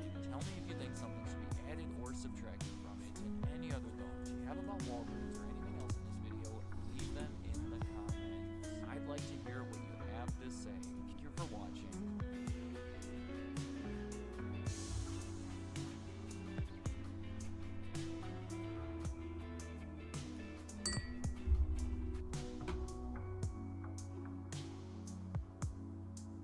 Rogue in the Savage Land. The imagery of Rogue with a torn-up costume reminiscent of something out of 1 million years BC is one that has lived on in comic book circles for decades, far eclipsing the length of time that she actually wore the costume in the Savage Land, because the original arc was very brief. As of 2025, they're doing a mini-series set in that time, but originally it wasn't the hugest deal, and yet it's stuck inside of people's minds. It's certainly memorable, some even describe it as an awakening. However, this era has come under some scrutiny, and it was heavily discussed for a period in 2024 and 2025, with some having to define it as controversial, others not. While this is not the first time it's been discussed, it is the most recent time for recording. So I thought it would be interesting to explore and discuss how you feel about Rogue and her time in the Savage Land. Controversy or non-controversy? I'm Sasha, this is Casually Comics, let's set the stage. First, what are some of the things that people discuss about this arc in terms of it being controversial or not? For some, it's the costume. And another conversation that's had a resurgence time of recording, thanks to the X-Men 97 series adaptation, is the foregrounding of the Rogue-Magneto relationship. And then in January of 2025, Rogue got a miniseries, Rogue the Savage Land. This is meant to be one of those miniseries that Marvel's been releasing that's taking place in a past era. Most of them are meant to slot into it, a kind of this is a story that you missed. It varies on how seamlessly they do it and whether they truly feel like continuity or not. But they're meant to occur in time periods where there's a gap, a space in the story to be told. And the original Savage Land arc does have that. Perhaps when it's all done, we can examine that. Only the first issue is out of time for recording. But for now, we're going to talk about some of the discussions. Alright, that should be pretty good. Let's So get when these people arms think about together. Rogue in the Savage Land, they tend to jump to Uncanny X-Men 274. That's the one that has Rogue on the cover in her Savage Land getup with Magneto and Kazar, and also Nick Fury with a gigantic gun. Look at how long it is. In actuality, she got to the Savage Land for this particular storyline in issue 269. And the start of the setup to that was in issue 247, where it actually looked like she died and she got better. The first issue of the miniseries does have a recap of these issues, sort of. It's very loose, it doesn't go fully in depth, and it misses a lot of details, and some of those details set the tone, at least in the original arc, what was going on. They can also play into how people receive the arc, both in the past and in the present. And some things do need their due, such as the significance of her battle with Carol Danvers, as a result of Carol hunting her for vengeance. A justified vengeance, it must be said. That was for all the years she spent trapped inside of Rogue's psyche. However, in the miniseries recap, it's described thusly. Fuck, ever pulling a pair of Levi's, Carol Danvers came knocking. She ain't a fan of me. It also downplays how significant Rogue going through the Siege Perilous was, describing it as one of the most X-Men things ever. It doesn't mention the fact that this was a big heroic sacrifice moment for Rogue. There's just a certain tone to everything. And since everybody will have different reference points, let's recap it. So let's go back to 1989. In issue 247, written by Chris Claremont with art by Mark Silvestri, ink Stan Green, and colors by Glynis Oliver, it was coming to the end of a time period where Rogue had been struggling with Carol Danvers' personality. She had taken over her psyche for a time, and they were trying to do a body sharing thing. It wasn't really working. That's why when you see Rogue during this fight in this issue, she's wearing the Miss Marvel costume. That's also why she's wearing it on the recap page. She gets knocked out in issue 246 when Carol's personality was still dominant, but as with most fictional head knocks, that just switches her back. And so in issue 247, she's back to being Rogue. So it's Rogue that gets to have this moment in this battle with Nimrod, who is Merch's master mold. And it's during this climactic battle that she's sent through the Siege Perilous. The Siege Perilous is, the Cliff Notes it, a mystic gateway to the multiverse that Dazzler has in possession at the time of this fight. She's trying to make this sacrifice because it looks like the only way to get rid of the master mold Nimrod fusion is to push it through this portal. But during the process, it attaches itself to her tentacles, it's anchoring itself into the ground, and so she tells Dazzler to take the shot. He grabbed me. Metal's too tough. Can't bust loose. Dazzler, blast him. Rogue, I can't. Let me cut you free. That's what he wants, don't you see? To waste time and energy saving me. Figure I'm history either way, girl. Psylocke, hear my thoughts. Tell Allie, forget about me. Destroy Destroy Master Mold. It's our only chance. Do it.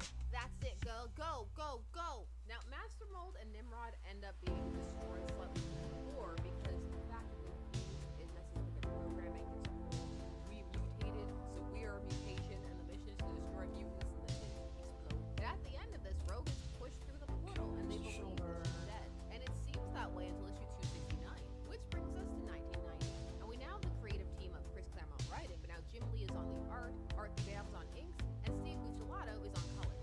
And they've got a whole She's Back cover. It's very exciting one. She's fighting a zombie Miss Marvel. Very eye-catching. I'd pick that up. At the start, Rogue rematerializes very dramatic zombie Miss Marvel. Very eye-catching. And they've got a whole She's Back cover. It's very exciting one. She's fighting a zombie Miss Marvel. Very eye-catching. I'd pick that up. At the start, Rogue rematerializes very dramatically and also suggestively. Jim Lee tends to draw a racy Rogue. On the edge too much, and for some it may cross the line, and for some it just depends on the moment, what's happening on the panel. There is a definite attempt to titillate and play though. Now some don't have a problem with that at all. Others don't mind, as long as it doesn't distract from the story or intrude upon it. And there can be a mild varies element to that. And some don't feel it should be happening at all, that it's exploitative. And if you're in academic circles, you may encounter phrasing such as pandering to the male gaze, which can elicit a strong knee-jerk reaction when one hears the phrase uttered, either positive or negative. For those who read this issue, the discussion can even start from this point. When she rematerializes in that room, even before she gets to the Savage Land, it ends up in the pursed-down version of her outfit. The justification in the story is that she's rushing to get dressed because she just got back, she doesn't know what's happening, she sees that Mystique has been killed on TV, and that obviously upsets her because of their relationship. She doesn't realize that the Reavers have retaken the Australian Outback house where they were staying, that the X-Men aren't there, that her powers aren't working. It's just a whole mess for her. She falls out the window because she can no longer fly, and then she's attacked by Carol because they were seemingly split going through the Siege Perilous. There's a lot going on there. They do recreate a bit of the panel of Miss Marvel chasing down Rogue in the 2024 issue, but they cut the Reavers out. Now to escape Carol, Rogue steals Gateway's powers. Gateway can create transdimensional gateways, and she uses it to jump locations, but Carol tackles her while it's happening, and so she ends up in the Savage Land, and Carol ends up somewhere else, which is shown to be Muir Island. Now when Rogue gets to the Savage Land, she's for the most part enjoying it. There's an exposition as to how they got there, and that on the whole, this is good. But unfortunately, there doesn't seem to be anybody around, so she can't borrow any powers, so she's just there. She has to survive based on her wits and her strength. I'm left with just my own strength and skill if I'm my way home. And you know what? That suits me just fine. The Savage Land. Time doesn't mean much. In a world where the sun doesn't rise for half the year, doesn't set for the other. How long has she been here? She doesn't really know or care. For the first time in her young life, she's on her own, honing a strength of spirit to match the tempered resilience of her body, and the confidence that no matter how hard the road, she'll win through in the end. So this is a real show of strength for Rogue. She's having this big independent moment. The tone of how Rogue feels in this is going to shift in the miniseries of 2025. Carol ends up on Muir Island during the time that the Shadow King is reigning through Legion, Charles Xavier's son, and he's able to warp and twist Miss Marvel to his cause. It's not hard. She's got a lot of rage. The plan involves killing Rogue, and she hates it, so she's down for that. It turns out that the two being split, they don't have enough life force to live independently. So one has to die for the other to live. That's why Carol looked like a zombie on the cover. Because they're sharing life force, it shows that they're kind of evenly matched during the fight. Haven't you realized yet? We don't possess sufficient life force between us to sustain two independent beings. As one prospers, the other rots. And guess what, sugar? That won't be me. This fight ends in a stalemate. Then Magneto breaks. He decides the victory as I choose you moment with Rogue. Phrase I choose you has been removed by Pokemon. This is in a way a death for Miss Marvel, because while binary her body was off in space, these were her memories and thoughts and feelings, her core. It's fine, she'll be fine. Now we enter the era that most think of when it comes to the Savage Land, and those are issues 274 and 275. Now while the penciler remains the same, the inks change. We have Scott Williams for 274 and also 275, but also with Carl Outstate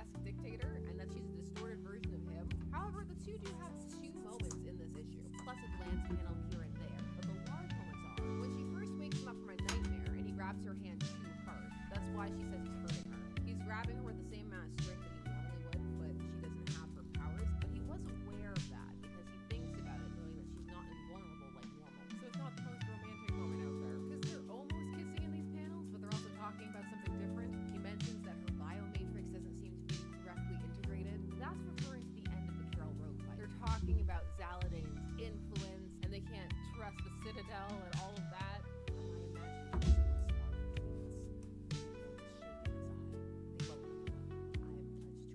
I imagine they go to fight Zaladain. It goes poorly until Nick Fury shows up, and Rogue defends Magneto because they've been working together in the Savage Land for X amount of time. And now him and Rogue grow closer as he talks to her a bit about some of his concerns about Zaladain, and they hug. They also take charge in terms of convincing the others of what they need to do. 275 is the final battle, but also the plot with the rest of the X-Men starts to come back in, with Deathbird showing up, reuniting with Xavier in space. The Savage Land outfit is also gone. Now there's shield gear that she doesn't want to wear, but apparently it's super flimsy because it still gets torn. Shield needs more budget. Rogue ends up having to save Magneto when Zaladain is draining him of his essence. Naked, everybody's naked. And Rogue gets her powers back fully here. Her biomatrix is fully integrated and she's healed up just in time. But Magneto cannot be swayed from killing Zala and moving away from Charles's path because what has it got him? And while Rogue tries to get him not to do it, she fails. And as he flies off, she cries. End arc. Time for Dark Charles. So here we can start to discuss the first potential controversy, and that is the outfit. As mentioned, for some it's just too much. And the fact that at certain points for Rogue, and also for Zala, just in general, the art is attempting to be a bit provocative, seemingly in service of the younger male audience. And some don't resonate with that. Some feel it should be more tasteful or more restrained, or are concerned about exactly how old Rogue is because it just says young, and then they start trying to do the calculations, the Marvel calculations, to figure it out. Putting that word there makes some people think about it. And how old she is kind of nebulous, and even though Marvel does have an aging scale, it still fluctuates and changes over time. Others just feel that it's just not necessary. However, some really enjoy the costume and find it very fun, either for the aesthetic elements or for the fantasy elements.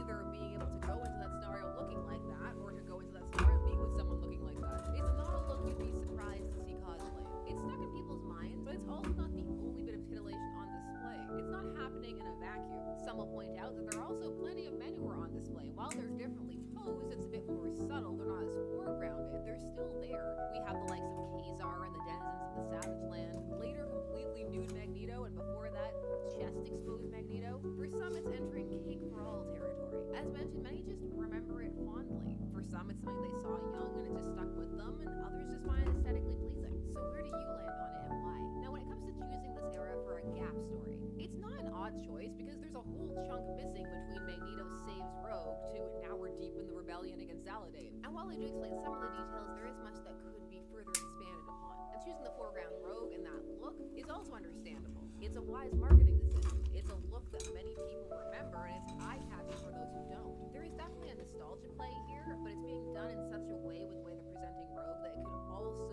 lure in new people. This is also time for recording an era where Marvel is going for a lot of female-led books. What's less clear is how it's being handled inside the book itself in terms of the details and how they're lining up or not lining up. However, before we can get there, this book also faced some criticism online before it even came out from when it was announced. And this leads us nicely into the next controversy, or non-controversy, depending on how you look at it, and that is Rogue and Magneto, the ship. Short for relationship for those who are not in the shipping community. Now, while there is definitely some tension during mostly issue 274, it doesn't really go anywhere. It's a fleeting thing, but it gives the impression that given time or slightly altered circumstances, maybe something could occur. And it's in those in-between what-if spaces that many a ship is born, and this gave much more fodder than some have. It was a starter fuel, and some took to it, while others never did. Some just because Rogue and Gambit for life. Others even then because while the age gap isn't made explicit, it's there, and if one has read the X-Men for quite some time, one is aware that Magneto is old, even if they de-age him to a baby and then age him back up to his prime. Rogue, as mentioned, is in this kind of nebulous age state, potentially 20s, mid-20s. It's not entirely clear. It doesn't have a stamp of this age on it, and for some, that makes them uncomfortable. And for some, even if it was firmly established as mid-20s, for them the gap is still too large. While others took it as presented, that this was a potential relationship between two consenting adults, and didn't feel very strongly about one way or the other, or felt that it was perfectly fine. Some also found it intriguing because of the characters' backstories and how they would work together. But for the most part, at the time and going forward, Rogue and Magneto were kept largely to alternate universe fare. Not all the time, it's usually there where it's presented as endgame. In the main timeline, that's Gambit, but the main timeline has also flirted with the idea of Magneto and Rogue. However, it's brought back into the front of the public's mind with X-Men 97, which one could also argue is alternate universe fare, but it definitely got people thinking about it again, because that was a huge plot point in that series, and in a Rogue and Magneto romance, and also said that it happened in the Savage Land, which made people think about this arc. But how it happened was different. Here, Rogue is brought by Mystique, who is her adopted mother, to Magneto to train. And the entire thing, just because of the language used and the way it's presented, has some grooming undertones, or it could be seen that way.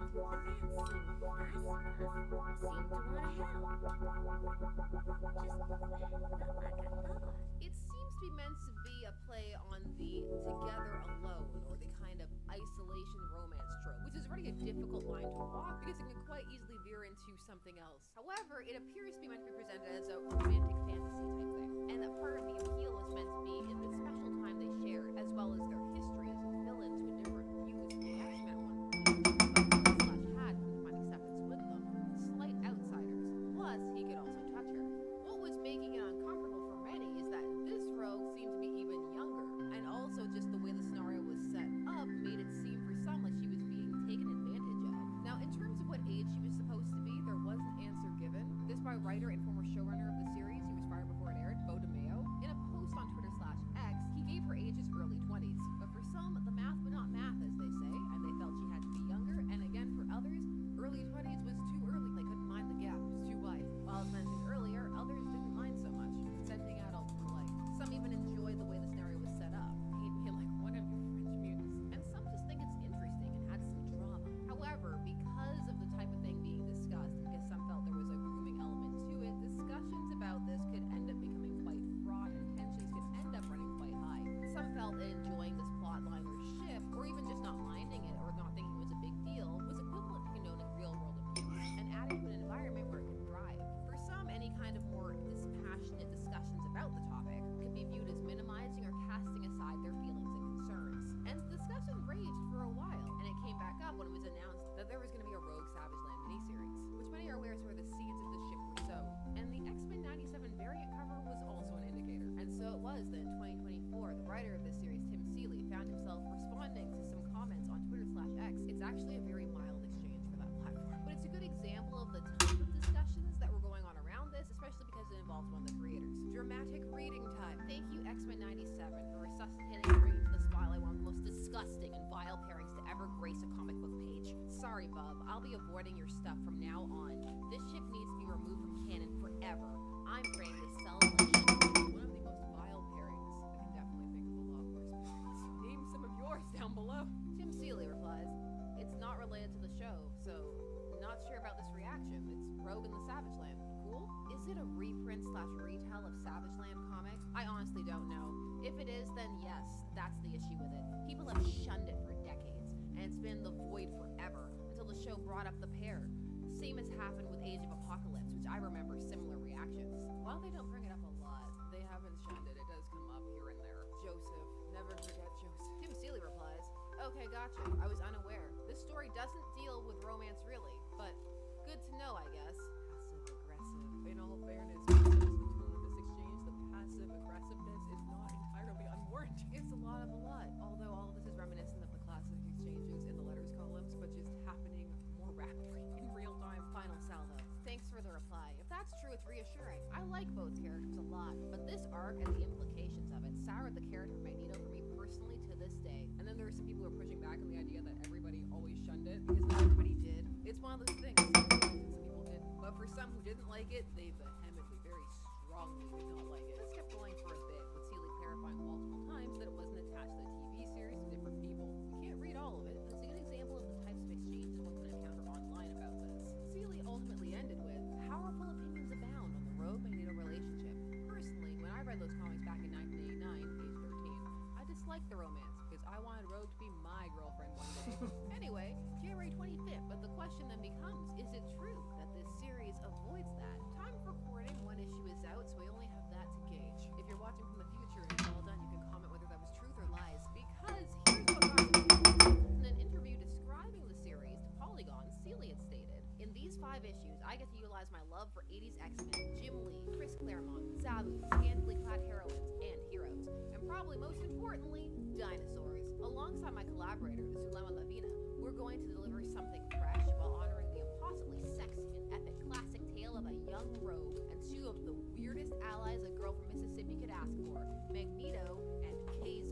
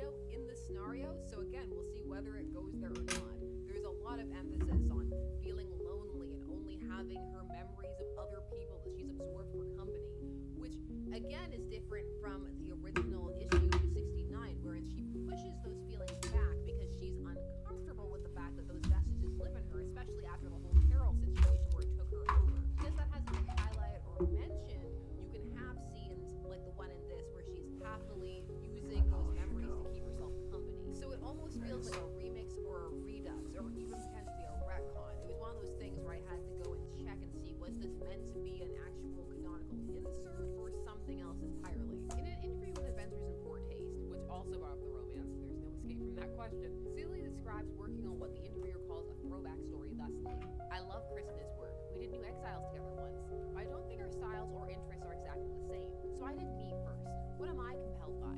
How do I structure this? That said, Chris's fingerprints are all over this story. It's his setup, his take on these characters, his dangling plot threads. I think you end up with an interesting fusion of our approaches, and I'm totally proud of that. So this in part explains why the vibe is so different and Rogue comes across as feeling very different so far. Maybe I never went back to Australia. Maybe after all I've done, all the people I've hurt, all the lives I've stolen, maybe this is my perdition. When Rogue came to the Savage Land, she was disconnected from the X-Men. She wasn't sure what was happening or where they were, but she hit the ground running, and she had a plan as to what to do because she had been in the Savage Land before, and so she went right away to seek out Kazar as an ally. However, here, Rogue is more in hiding and moving with less deliberate purpose. And while she wanders to the same areas and you see some of the same panels lightly recreated, again, just the energy is different. This is one of those ones where it may read better if one separates it from those classic issues. However, it's difficult to do so in this context because it's presented and marketed as a tie-in, or at least relevant to those issues, and even references one of them in 247, which is one thing that can encourage people to go back and check it out. However, if one likes a more vulnerable Rogue or wanted to see more of that in the context of this situation, this may be appealing/intriguing. If well executed, these two works have the potential to complement each other. Now, one of the reasons this is presented as being condensed a bit in the story is because Rogue is recapping this to Magneto after he saved her and reintegrated her Matrix, and so far, based on how it's been presented, the story isn't entirely beating the no romance allegations, but if you again read that quote, it doesn't say none, it just says, not really. I'm not alone anymore, Magneto. Look at the thirsty. Also, Rogue mentions in this exchange that she's been losing her powers in fits and starts since she got there, which then makes an action in 274 seem more odd. That was when she kissed the guy to try and get his powers. If she wasn't sure if it would work, that would make it a very odd play. So that's one of those things where if you put this in, even just this first issue, it makes some of the events not line up quite as well. But again, this is a mile of various things. Some people are not going to mind this. They're just going to enjoy seeing Rogue in this setting, in this outfit, and seeing some explanations as to what was going on with Zaladane and perhaps how she gained all that power and more about her motivations, even though those are pretty clear. Another difference here is that right away Magneto tells her that he's done with Charles's dream, but he's also not trying to oppose it. However, even saying that he's done with it undermines a big climactic moment in issue 275 during the fight with Zaladane. That was one of his big statements, that he was done with it. It was very dramatic. No, I'm completely done. One, I guess, could still read that now he's saying that he's done, but it does undermine it a tiny bit. Again, nothing is off enough to truly be story-breaking, but it's just not as smooth as it could be. Also, Rogue is 100% flirting with Magneto. The weak machines are clear. Yeah, that's why you're gonna follow me, right? We'll see how all this goes and ends up. I must know now. Now, if one was a fan of the costume, you get tons of that in this issue. It's certainly chock full of fan service. So now let's bring it all home, because we have enough to discuss how you feel about the outcry surrounding Rogue in the Savage Land, be it about her costume or her and Magneto. Where do you land on and why? In its original form, it's such a short storyline. It's actually mildly impressive that it's managed to live in the mindscape for so long for so many fans. Overall, just in general, going to the Savage Land, those are arcs I enjoy. Personally, I'm a fan of the look overall, but there are some points in the comic where it goes a bit harder than it has to in my opinion, but not enough to be off-putting. That's just me though. Different strokes for different folks. And as for Rogue and Magneto, I have no strong feelings one way or the other. Again, for some, there is a lot of emotion tied up in this for various reasons. Everybody's coming from different experiences, different subject positionings. It also depends upon how much one believes in separating fiction and reality. And it also depends upon how one enjoys having discussions about these topics, or not having them. Personally, I'm a big believer in the idea that these things should be able to be discussed, and also that that's part of the fun of fandom, being able to discuss and disagree about these things. But as with anything, there tends to be a line. When things devolve into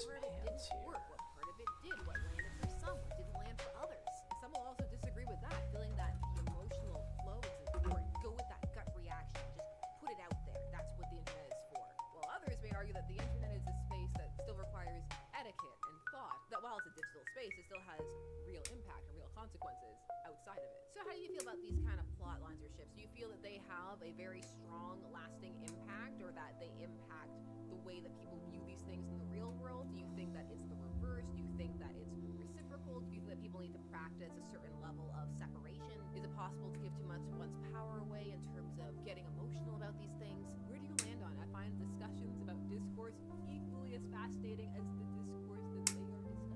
That probably was not as articulate as I wanted it to be. Your thoughts, I want to hear them. I know you have them. Let me know, do you deem these topics a controversy or a non-controversy? And what other topics should we tackle next? If you made it to the end, let me know by sharing your endgame rogue pairing.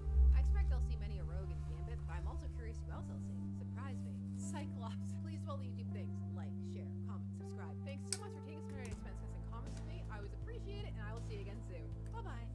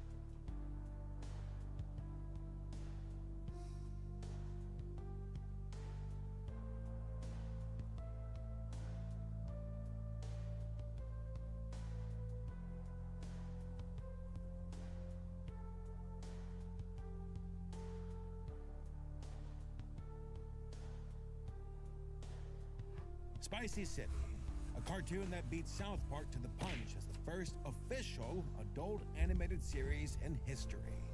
It premiered on July 11th, 1997, while South Park premiered on August 13th, 1997.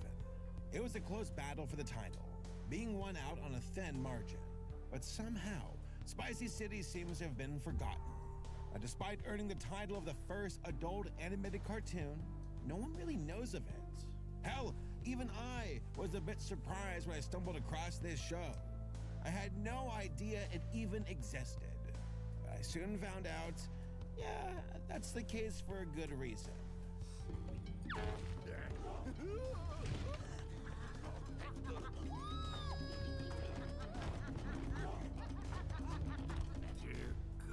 There's more. No. Meanwhile, South Park is seen as the dominating adult animated series that made the cut and set a new precedent for imitators while also running for over 26 seasons. It is one of the indisputable kings of adult animation, right up there with King of the Hill. So what exactly happened?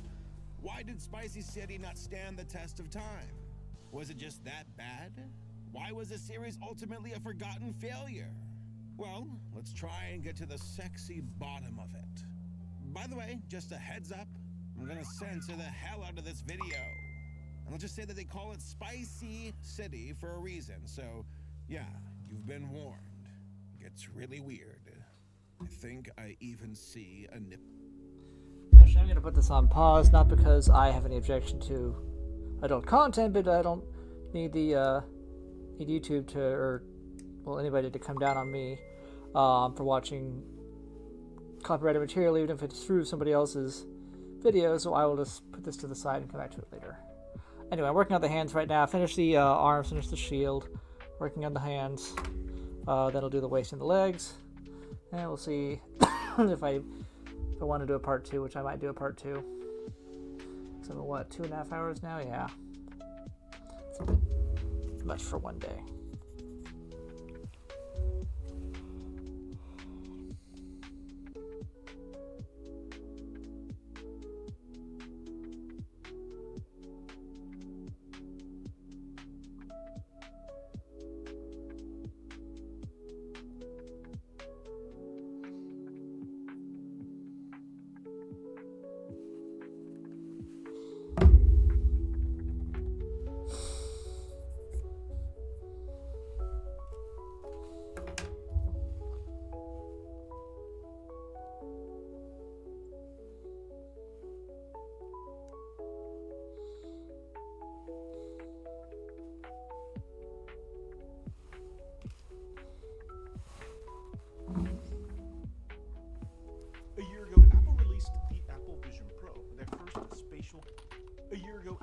released the Apple Vision Pro, their first spatial computing headset. And for the first week, it really seemed like everyone excitedly went out to buy a $3,500 headset. Until 2 weeks later, when the content all dried up because everyone who bought one returned it. But you know what?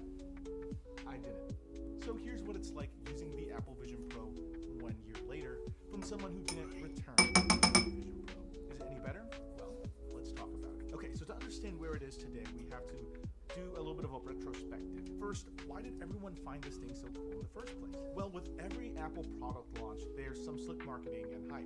Maybe a little too much hype for a product that seemed to have been rumored forever. VR and AR experiences are some of the coolest things that you can try for the first time. For about 15 minutes until the novelty wears off and you look yourself in the mirror and realize just how you look. But honestly, the Apple Vision Pro is definitely a vision or a glimpse into the future of what good AR and VR could be. The UI and resolution is crisp, and using just your hands instead of a physical controller genuinely does feel like the future. You can enjoy working in 3D spaces with windows and displays everywhere, or you can immerse yourself in a film with a giant display right in front of you. And while there are limited games, the games that do work, you can run them pretty decently. It's absolutely insane that all of this could be done with today's tech in a device like this, and for that purpose, it just can't be beat. But there's also many different reasons why it didn't stick for regular people. First is price and the value that you get for that price.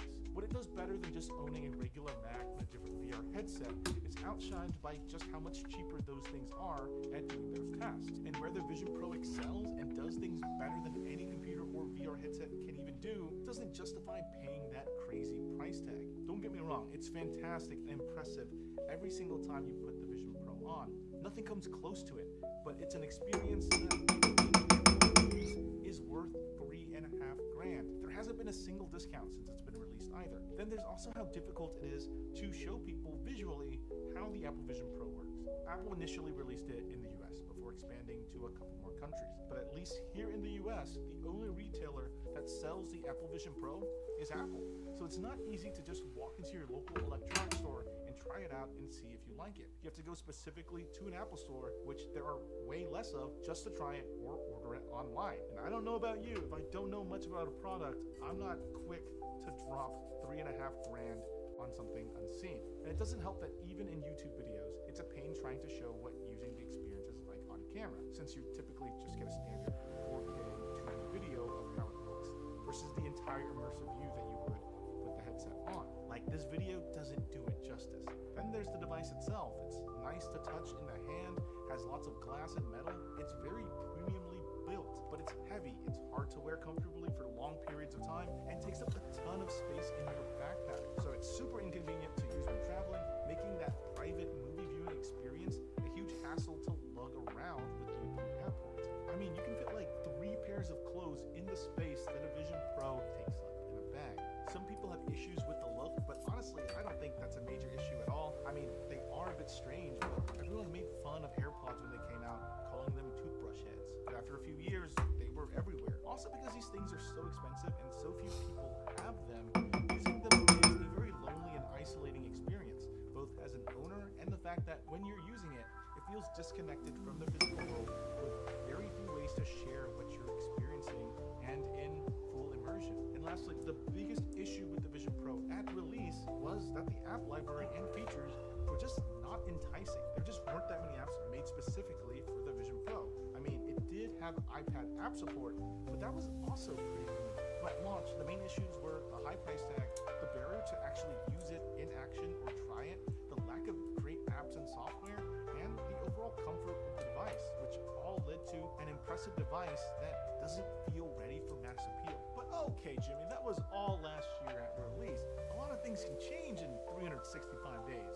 But does it change whether anyone should get an Apple Vision Pro today? Well, first, the device itself is a lot better. Apple has dropped new software updates that probably should have been there from the beginning, like more screen real estate when you mirror your Mac display, new gesture controls that make it easier to access everything from your fingertips instead of looking up to pull in the control center, and finally, a better guest mode that saves the previous guests so that they don't have to go through the annoying setup. And the OS itself does feel a bit more stable than it did at launch. launch. All these software tweaks are nice additions and make the Vision Pro feel more complete and cohesive within the Apple ecosystem. But again, it feels like these features should have been here in the first place. But it still does make the Vision Pro nicer to use, especially the giant ultra-wide macro display. It just came way too late. I find that a good informal health indicator of how popular a tech product is and how people use their device is the third-party accessory markets for it. All big electronic purchases, whether that's a laptop, tablet, smartphone, game console, or even a camera, have accessories. And you know, once you get your shiny new electronics, you're already planning some accessory purchases for it. So just a quick glance on Apple's website and Amazon shows you two things. One, how few accessories there are for the Vision Pro, and two, how few people are actually buying these accessories. It doesn't seem like the Apple Vision Pro is all that popular, at least from an accessory standpoint, and even when looking at Google Trends for the Apple Vision Pro, it seems like the overall hype for this device is just straight up dead. So while the software is a lot better a year later, the accessories market for the Vision Pro and how many people actually have purchased this Vision Pro seems tiny, especially by Apple product standards. So the Apple Vision Pro has gotten better over the last year, even if sales are sluggish. But they don't live in a vacuum. There are other companies that are working on better and better headsets as well. Samsung has their Project Muhan headset that looks a little too similar to the Apple Vision Pro. It could potentially be really interesting and might be a solid alternative. Or you could look at what's available on the market today, like Meta's Quest 3S, which is already a compelling headset, which by the way, this thing costs 10 times less than the Apple Vision Pro. One thing I want to make 100% clear is that this thing is not a competitor to the Vision Pro. So the comparisons are a little unfair there if you're comparing what types of things you can accomplish with the device. But what this does do is give us an idea of how cheap VR and AR headsets can get, as well as how good they can be at this price point, what regular everyday people can afford. The Vision Pro, like inside, is technically so impressive. It's got plenty of power thanks to that M2 chip, and the displays are beautiful. It just doesn't have enough going for it to justify that large price tag.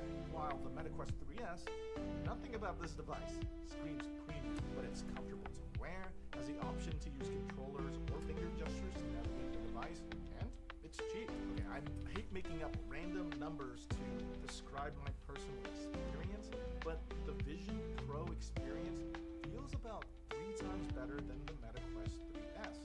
Now, does it justify it being 10 times more expensive for that 3 times better experience? No, but that's kind of like comparing a $300 TV you see in a store to a $3,000 premium OLED TV. They both do the job, but the comparisons just aren't fair.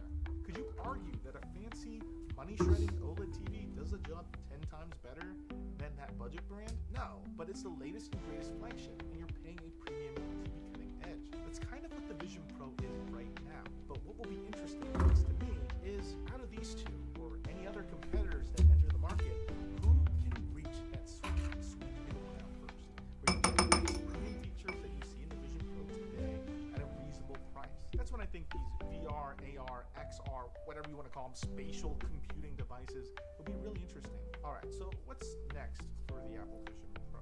Well, I think that Apple's just going to look forward and try this path a little bit longer. There's rumors that production ended for the Vision Pro in late 2024 due to lower than expected sales. But that's not the end into Apple's attempt into these type of devices, because Apple is rumored to release a more budget-friendly version sometime in the near future. So in the meantime, they really should be continuing to flesh out the features of the Vision Pro so that when this new cheaper model releases, it'll hit the ground running with a more thought-out OS. Hopefully get some great apps, because it's still pretty barren and is mostly suited for consuming streamed content. There's also rumors that Apple and Sony are working together to support PlayStation VR 2 controllers with the Vision Pro, which could help it function better as both a gaming machine, because the M-series processors in there are already pretty good at that, and to just navigate with VR controls, because doing everything with hand gestures for an extended period of time is kind of just tricky. So was the hype around the Apple Vision Pro unwarranted? Sorta. There's a reason why people were so interested in this product. It was, and still is, a really interesting piece of technology. Like, this proves that it can be done with the tech that we have today, but it also shows us how far away we are from this actually being useful to the average person. It'll be years before this type of technology becomes small enough, comfortable enough, powerful enough, and cheap enough to actually be accessible to everyone. Because let's be real, if If this thing was like $1,500, comfortable to wear for long periods of time, less bulky, and had a much more robust app ecosystem, this thing would sell a lot better. But until then, headsets like the Apple Vision Pro will probably remain pretty niche for a while. But hopefully a device like this spurred up the competition a bit so that we as consumers get way more competition. Maybe Meta will make a successor to the MetaQuest Pro, or Samsung makes a retail version of their Project Muhan headset. Who knows?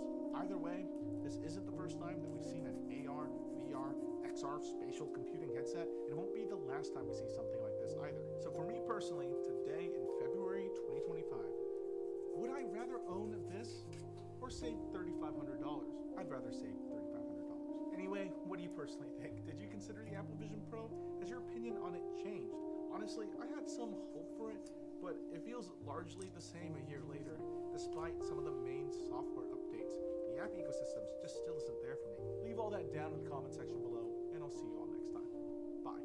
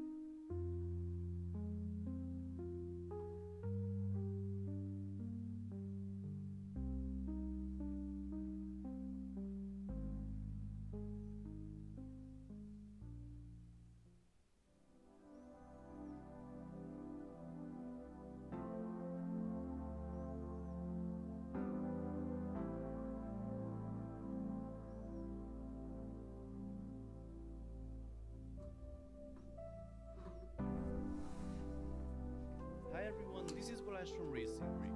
Today I have not one, not two, but three LEGO sets with me, which at first glance might seem to have nothing to do with each other. Okay, let me tell you two things they have in common. All will be available from the 1st of March and all are marked 18+. But other than that, they are quite different. This is set number 10362 from the Icons team, the French Café. This is 21062 Architecture Trabi Fountain, and finally the 31215 art set, the Sunflowers by Vincent van Gogh. So why would I make a joint video about these three sets? I thought touched on this topic last year when I talked about the Lord of the Rings Barad-dûr and the NASA Artemis SLS, but back then I focused mainly on the icons theme and why I think there are far too many different things being squeezed under that umbrella. Today is about a slightly different point of view, but a similar problem. LEGO is apparently trying to convince adults to buy more LEGO, not focusing on apples. They are trying to attract people who are brand new to the hobby, but it doesn't seem to help them differentiate the complexity of these builds. Here are these three sets, a relatively small one, the medium-sized architecture set, and the art piece with more than 2,600 elements. So, if you were someone who wanted to try LEGO for the first time, which one would you choose? They are all 18 plus, so that doesn't help you. So I assume you would go for the smallest one, right? Well, you would be wrong. Of these three sets, the smallest is actually the trickiest one to build. The architecture set has some nice details and techniques, but isn't particularly complex, and the sunflowers are mostly about stacking pieces. But even this set can be a challenge for some people. I will show you a few examples in a moment. I think a small remark is needed here because I can already see some people typing furiously. Yes, I know it's LEGO and originally intended for kids, so any adult should be perfectly capable of building anything this company puts on the shelves. That's how experienced apples usually think. I can also build all these without any problems, thanks for asking. I'm not thinking of myself in this case, but of others who are new to the hobby. I even asked some people with very little LEGO experience around me to test some of these sets because I was curious if they would find any challenges in building them. And, unsurprisingly, they did. Even with the sunflowers, which as I said is the easiest of the three sets. Let me show you what I'm talking about. The set has 34 numbered bags, so the steps are small enough that you don't really have to search for pieces. There's some background information in the manual, how the building process will look like painting by adding layers on top of each other. Then you can read about the painter and the museum. There's even a podcast to listen to, that's a nice extra. And then the building begins. We start with the frame, and I will quickly show you a few things that I would never have found challenging, but if this is your first LEGO build, they are not obvious. For example, what's that black thing on top of the brick with the pinhole? We know it symbolizes hollow studs, but some thought you had to add something on top of that. Or even simple things like distinguishing between a plate and a brick based on the picture, or determining the correct length. I know this is something people should learn if they want to build a LEGO set, but a perfectly valid question came up. Why do we have these 1-to-1 scale helpers in the technique manuals for axles and beams? Why is the axle length indicated there? Why don't we have it for bricks and plates? Why do we have to count the studs all the time? I think that's a perfectly fair point for beginners. I don't see the difference between counting studs and pinholes, but LEGO only thought of the latter. And remember, those helpers for technique can be found in the expert sets as well. Anyway, from an experienced builder's point of view, once we build the frame and the core structure, it's just stacking thousands of plates over and over again. Let's It's build more some like a legs. jigsaw puzzle. We build a large square, expand it, add the frame, and there you have the base layer for painting, on which part of the art is already recognizable. This process was more than 2/3 of the entire build. We only start with the next layer in bag 25. The stacking of pieces continues with the next bag, and then come these two rods whose different lengths are now indicated, which is good, but you won't know which one goes to which side. Since you can't even see the end of the rod on the right, it's a matter of trial and error. Let me help you, the longer one goes on the left side. The only printed tile in the set with a signature has been added, and then we have new kind of challenges. One of these is color recognition. At first glance, it may not be clear which green 2x2 plates to use, but the other pieces in the same color may give you a clue. But not here. There is nothing you can compare with these small pieces, so you need to check the next steps to find out the different shades. The first sunflower might look a bit complicated because the florets vary a bit, but it's still a similar part stacking as before, just sideways. I'm not going to lie, I found the construction of the sunflower heads a bit boring and repetitive, but that was kind of to be expected. I'm just not the target audience here. The other 3D layered structures were more interesting and probably the best part of the build for me, although I can certainly understand that some of these sections can be a challenge for some people. And after a few more of these and those, the painting is finished. The final step is to place it in the frame and secure it with the Technic cross axles. The end result is really impressive, it looks great from a distance, and there are lots of details to discover, especially with the many three-dimensional layers. The attention to detail is remarkable, the designers work closely with the museum and you can feel it. My favorite Easter egg is the brick-built wooden strip that was added to the top to expand the canvas and create more space for the flowers, just like on the original. Maybe I've already spent too much time on the first build, let's have a look at the second one. This is the Trevi Fountain from the Architecture series. It has fewer parts but still over 1,800. There are a lot of bags in the box, 15 to be exact. The instructions offer an insight into the real building. Then here's the design team's approach to recreating it in Lego form using different shades of pink, tan, grey and white, and finally some nice and informative details about these statues included. What about the building experience? This set was built by my wife, who has built a couple dozen Lego sets already but probably wouldn't call herself an Eiffel. As she said, the process was straightforward and without any particular challenges. The base is mostly part stacking. A weird Easter egg is the inclusion of 2 coins in the base, which probably would have been better if you could see them through the transparent elements. Half-stud offsets are very common in this build, and there are a number of interesting building techniques later on. Only with the windows did it perhaps feel repetitive, but the set offered enough variety. She liked the small details and the end result overall, only finding the brick-built horses a bit odd. My favorite is the building techniques used here. These 2 pieces hold up the columns of the whole structure, with most of the pieces upside down. Looks very cool. Now let's see the French cafe. This set included 9 numbered bags and a few loose pieces. The base is already very interesting. I love the complex technique used for the pavement pattern. The windows with the printed glass are built in sideways. You can see how the double ones are attached to the column in the center. There are also some funky angles involved, requiring this technique to hold the wall in place. This hinge is not used as such, unlike the ones built here for the arch above the door. This entire wall is also built at an angle, with the gaps being filled with the cheese slopes from both directions, and the back is covered with these flag pieces. The back of the build is the weak point of the set actually. I know it's a display piece, so you probably won't look at it, but an extra layer could have been added to give a smooth finish like on the architecture set. There are tons of little details, the seats, the tables, even the bushes have an extra cone under them to be a bit taller. There really are a lot of things to observe.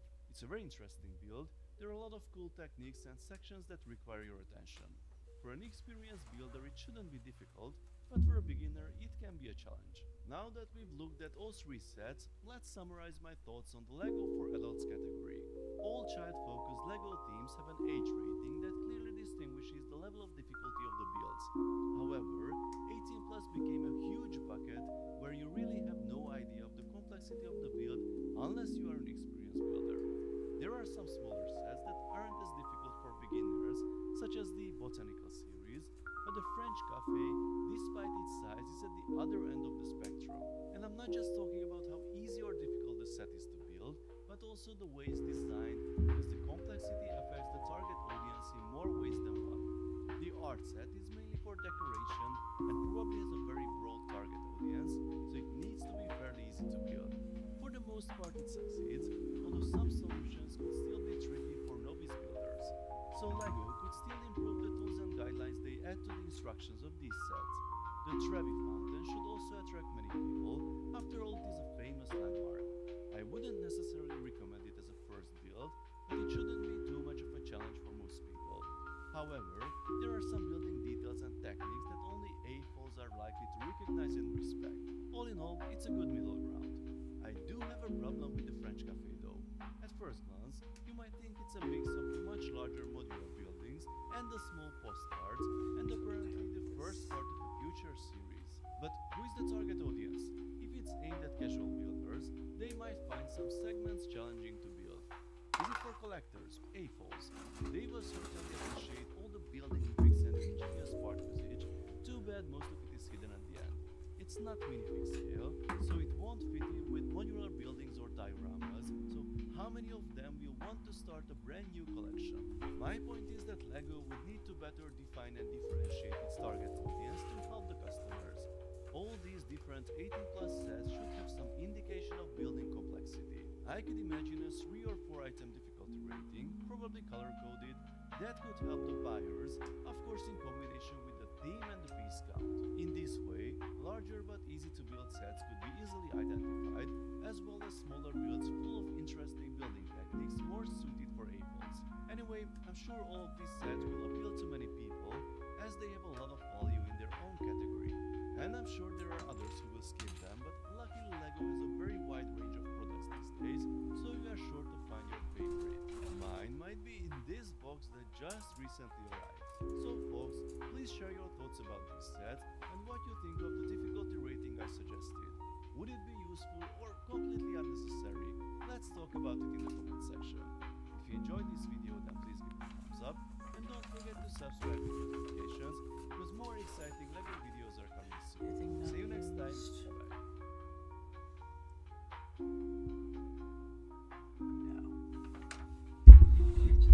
Legs. I'm just trying to cut all the pieces for both legs at once. That's just gonna be everything. Yeah, all this stuff, okay. Except for that piece. Well, actually, it's a good thing I held on to this.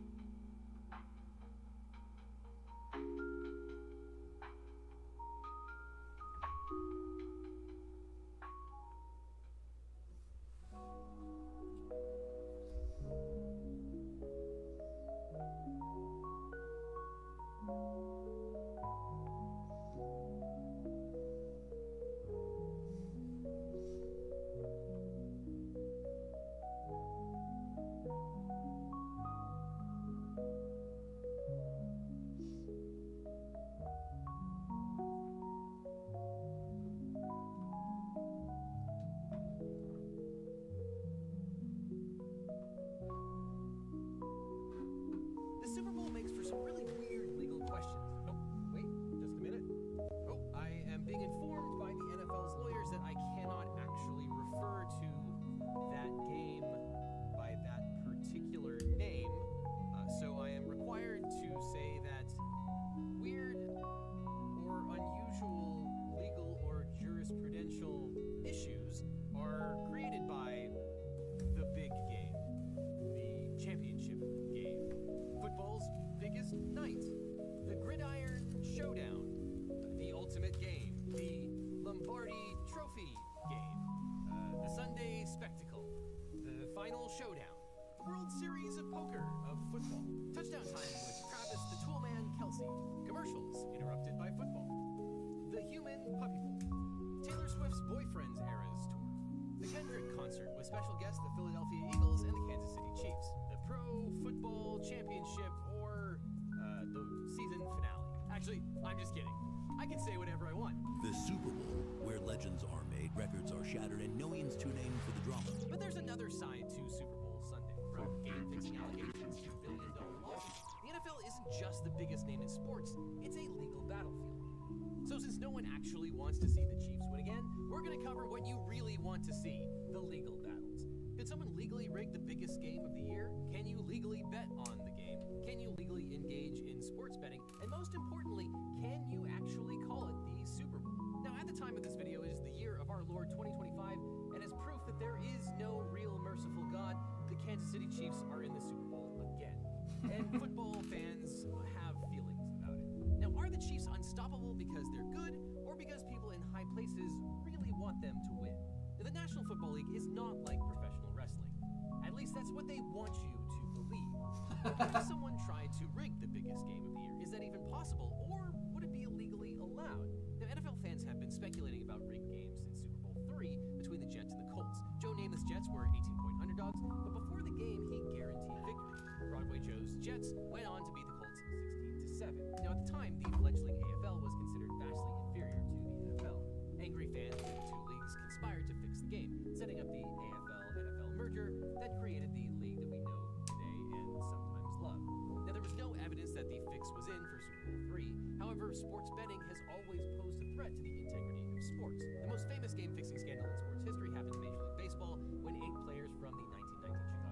Sox allegedly threw the World Series for a payout. But gamblers have also tried to bribe football players.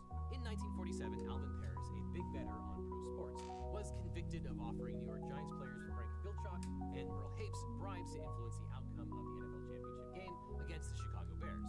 The Giants lost 24-14, and the NFL suspended both players. In 1963, Green Bay Packers legend Paul Hornung and Alex Karras of the Detroit Lions admitted to betting on NFL games. Commissioner Pete Rozelle suspended them for the entire season for violating the league's strict no-gambling policy.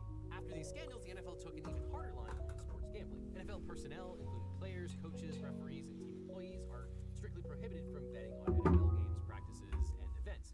Participating in any gambling activity related to football, placing bets on non-football sporting events from league and team facilities, and accepting prizes from any season-long fantasy contest in excess of $250. But it's not just the league that enforces the rules. Federal and state laws have something to say about it too. Bribing someone to influence a sports contest is a federal crime. 18 U.S.C. 224 says, quote, whoever carries into effect, attempts to carry into effect, or conspires with any person to carry into effect any scheme in commerce to influence in any way by bribery any sporting contest with knowledge that the purpose of such scheme is to influence by bribery that contest can be imprisoned for up to 5 years. And many state laws have their own sport bribery statutes as well. But bribery aside, there's a conspiracy theory out there that the NFL could rig its own games. Could they legally do that? Because sometimes the games really feel rigged. Now, there's a conspiracy theory that the NFL is rigged because it's classified as an entertainment business rather than a sports league. The theory arose from a court case where the NFL's lawyers argued that games are entertainment products. Now, some fans believe that the NFL was implying that they have control over the outcomes, just like professional wrestling. But this theory is based on a misinterpretation of legal language. In the early aughts, a company called American Needle sued the NFL and Reebok, alleging that the team's exclusive licensing agreement with Reebok violated the Sherman Antitrust Act. American Needle argued that because NFL teams separately own their team logos and trademarks, they ought to be able to license their headwear to any company they chose. But under league rules, NFL properties had full authority to award the exclusive headwear license for all 32 teams. But the NFL saw the suit as a golden ticket to get a ruling that pro sports leagues were exempt from the Sherman Antitrust Act. One of the briefs characterized pro football as a single Too many Transformers. Sup, I'm back. Welcome back. I'm getting ready to doing the legs Too now. many Transformers. How's it coming along? I have half a Zaku, which is not a full Zaku, so you could say this is no Zaku boy. But yeah, that's where I'm at right now. I'm working on the legs, just trying to cut all the pieces, clean them out, do them all in one fell swoop. Honestly, I thought about calling it when I finish the upper body, but I'm like, let's just press on, do the legs. I might be regretting that choice, but whatever. Too many Transformers. Noise. Oh, noise. I gotcha. I heard noise and I'm like, what?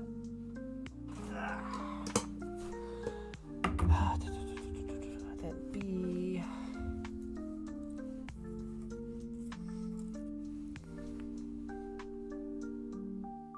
Too many Transformers.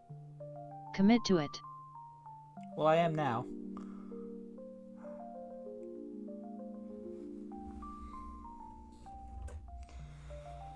At this point, unless I collapse, I'm gonna finish this thing tonight.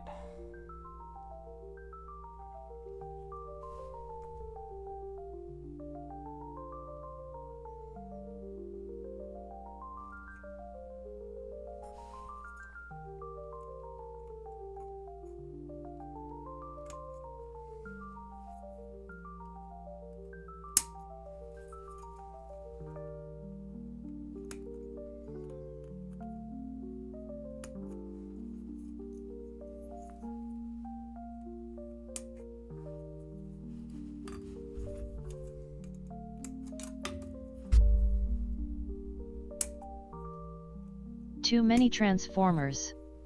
It is going to look so cool. Indeed it will. Oh, also, you're gonna like this. I think. This shoulder bit. I painted that. It's supposed to be a sticker. I'm like, I'm not gonna sticker that, I'm gonna paint that. And so I painted that. Just the little things.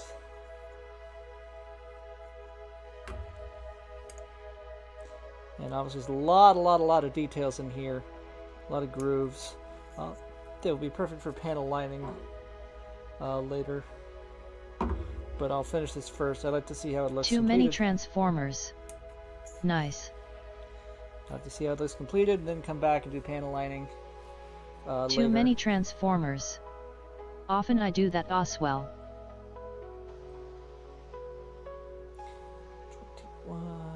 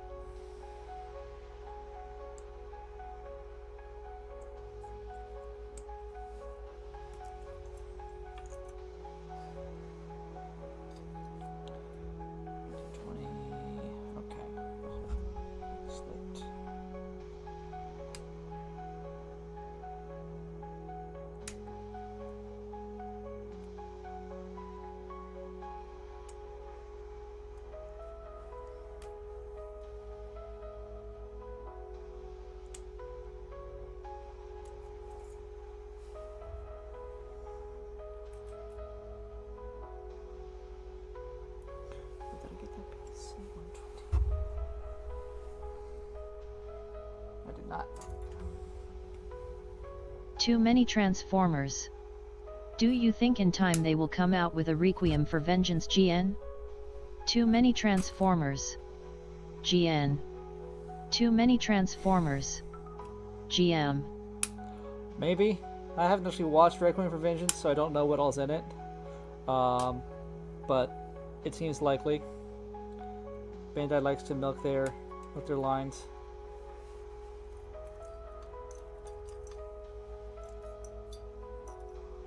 I feel like I didn't do every single thing that was in Witch from Mercury, so maybe not.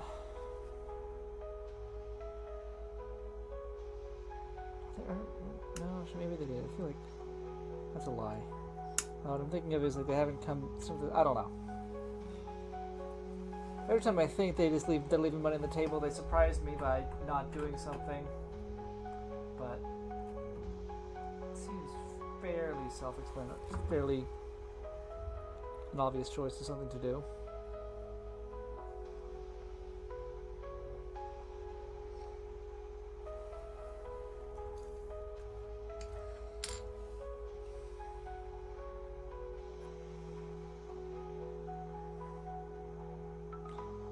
These parts are identical, doesn't matter.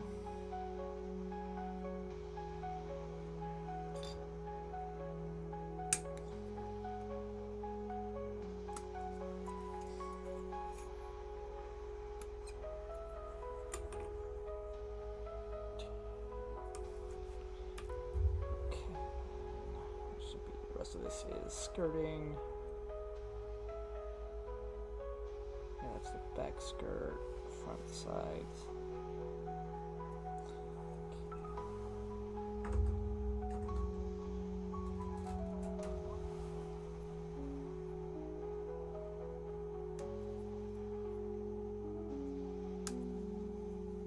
Too many transformers.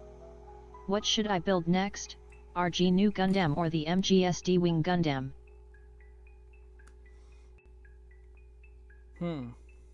Those are both really good good designs. I'm partial to, as much as I've been on a New Gundam kick, I'm gonna give the edge to the Wing Gundam. Assuming it's the EW version with the actual angel wings, because I like that design. Actually, I have not seen Wing at all, but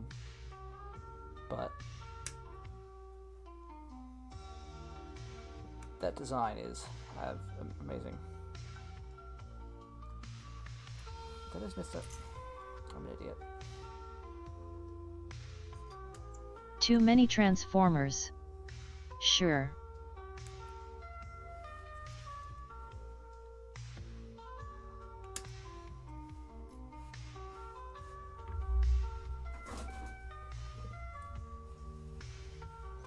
Missed a piece.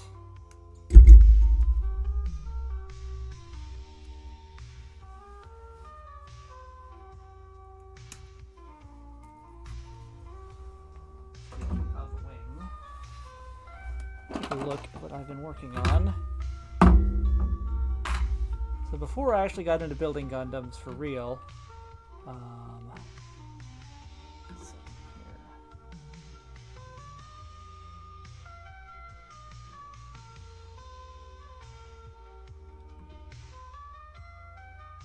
Too many Transformers.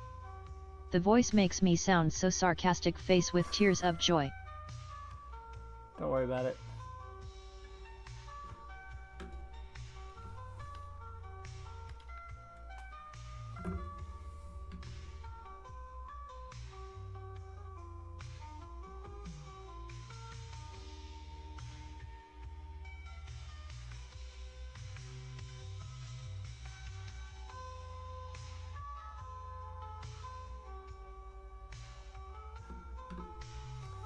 So before I got into building Gundam proper, when I just started on model building circa 2020, 2019, an old friend of mine that I met at an event gave me, basically he tried to sell me this, eventually just gave me this old Gundam Sandrock. I mean, it was in box, and I built it, but I didn't care much for it, and I just used it for like paint practice and stuff. And it's like missing some parts, but I decided to start cleaning that up. So this is how it looked, before I started. Well, that's actually halfway through already, because I'd already cleaned up some of the paint on it, but anyway. It was that, and then... Too many Transformers. Noise. I started working on it, and that's looked a little bit better. Still needs a lot of work, but it's coming along. Matching the blue, well, I only have markers, so I've just done the best I can to match the blue, which is hard, and I found out that the looking for it's an old kit. I had to do a lot of nub cleanup, some panel lining, this bit in here. This would be multiple pieces on a modern kit, where the ankle armor is, but it's just two leg halves on this old Sandrock. So just kind of had to use panel liner to get in there. That's that piece of glass I stepped on. Too many Transformers. Oof. Anyway, the back turned out to be a bit of a little obnoxious. On the control art, the entire back is the same dark blue, brown, whatever color this is, as opposed to this light blue. And I think it's basically just the backs of these beams, but ended up painting those. That is something else. Did I take pictures? I did not.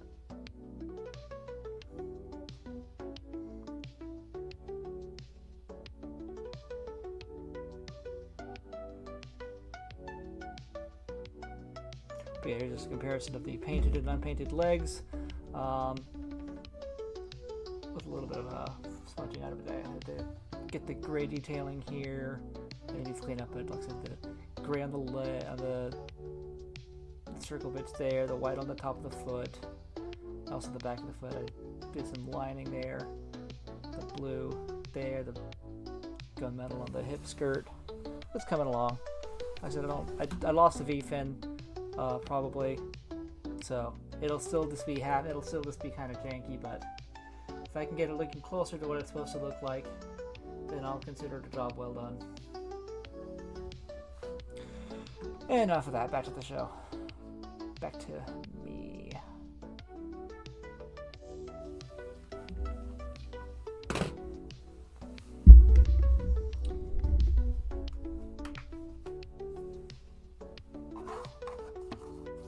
Too many Transformers. New.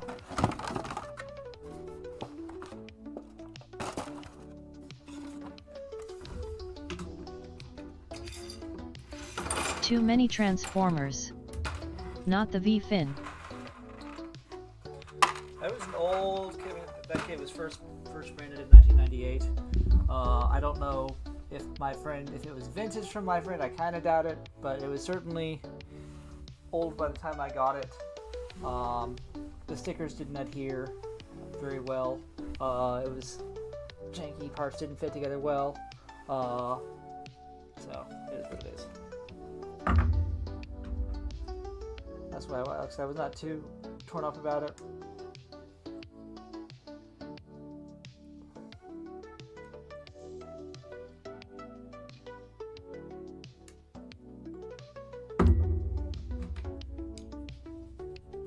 Maybe I'll try to get a new one someday. I doubt it. I mean,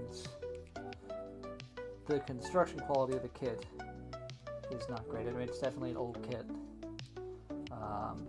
Doesn't have just modern part separation the way you expect, or color separation, even for a high grade. Cool design though. I have not seen wing, no attachment to it. But just looking at the artwork of the different Sandbox versions, the TV regular and custom, and the movie for regular and custom, that one definitely looks a bit better to me. And I think that's partially biased because that's the one that I built, but most of the Endless Waltz versions are upgrades, in my opinion. Too many Transformers. One time I was in class and I was painting a Gundam. I didn't want to buy my own paint, and this kid stole my Gundam and lost the V-fin.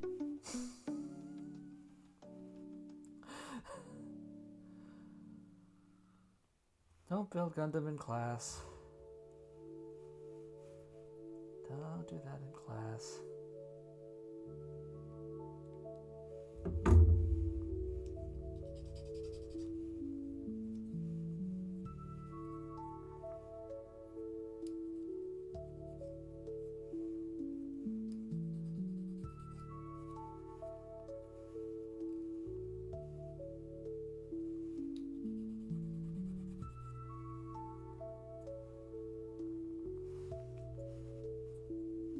Too many Transformers.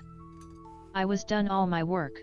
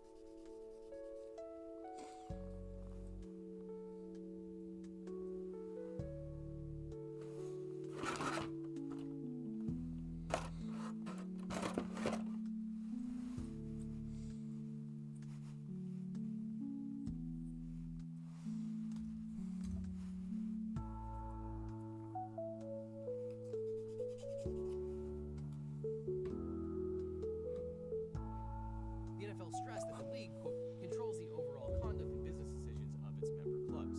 But in 2010, the Supreme Court deflated the team's antitrust screen.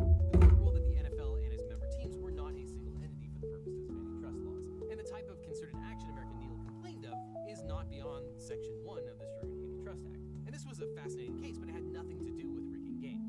While the NFL is legally classified as an entertainment business, that does not mean it is exempt from laws governing legitimate sports competitions.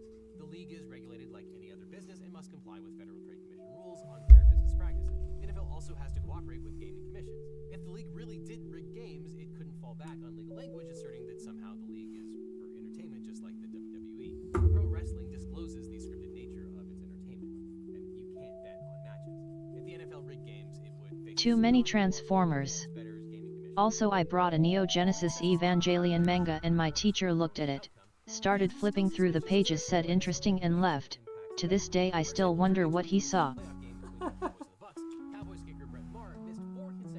Who knows? The Cowboys won 31-14, but gamblers smelled a rat. The extra point is the easiest kick a team will attempt in the game. Nobody misses the extra point. So how could a kicker botch 4 of them? And yeah, before Mark, no one had ever missed 4 extra points in a single game. The over-under line was set at 45.5 points, and the final combined score was 45 points. And if he had made at least 2 of his 4 missed extra points, bettors who picked the over would have made serious money. Outraged fans tagged the NFL and the FBI, encouraging them to investigate the kicker. Even former NFL players like Fred Taylor and Derek Mason speculated that Barr had been shaving points. So surely the NFL would at least take a look at the kicker's finances, right? Wrong. The Dallas Cowboys players supported Barr after the game, and the kicker had a tough day. I'm Money Mar's biggest fan. But to this day, there's no real evidence that the kicker shaved points, but on the other hand, I guess we'll never know for sure. So how can we be so confident that players aren't fixing games? Well, the NFL uses data analytics to detect irregularities in gameplay, officiating, or player performance that might indicate tampering. These measures have led to an uptick in the number of players suspended for gambling on football. For example, the NFL's integrity monitoring systems flagged Calvin Ridley's bets, which included wagers on his own team. But players aren't the only ones who might be vulnerable to bribes. Officials also have control over the outcome. Let me say that again. Officials also have a lot of control over the outcome of certain games. Patrick, for your whole career, you have had so many great people help you win. So who is your favorite ref? The former NFL Vice President of Fishing, Dean Blandino, acknowledged that shady characters have approached officials about throwing games. Too many Transformers. Alright, I got to go. I have an overdue essay I need to write tomorrow. I'm gonna get some sleep. Hand giving peace sign. Have a good night, man. I'll be back next week, same time, hopefully, 9 p.m. Eastern, with something, possibly Nobel or Dragon Gundam, or something else entirely. Now, obviously, if you're going to sue someone over an NFL trademark, you want a good lawyer. But if you want a great lawyer, let my law firm equals you help. If you've got in a car crash, suffered a data breach, especially if you got one of those data breach letters saying your information might be leaked, or dealing with a workers' comp or social security issue, we can represent you or help find you the right attorney. Because it's so important to talk to a lawyer right away so you can maximize your recovery. And by the way, we don't get paid unless you do, so there's nothing up front. So just click on the link in the description or call the phone number on screen for a free consultation. Too many Transformers. Okay, CYA can't wait. And that's a good thing since millions of people around the world will place bets on the big game. Because, let's be real about this, the fun of the Super Bowl isn't just eating popcorn and watching the game, it's probably betting money. I'm just kidding. I'm probably one of the only YouTube creators who is not actually sponsored by DraftKings or Kick. Now, whether you're wagering on the score... That should do it, 41-10 Chiefs. The coin toss...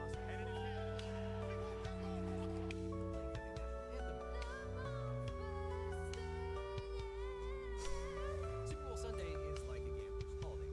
But is it really legal for Americans to bet on the big game? Well, that depends on where you live. By now, almost everyone knows how to legally bet on football. But it wasn't always like this. In the old days, you needed to find a bookie, wager on the game, and that was strictly illegal and also extremely dangerous.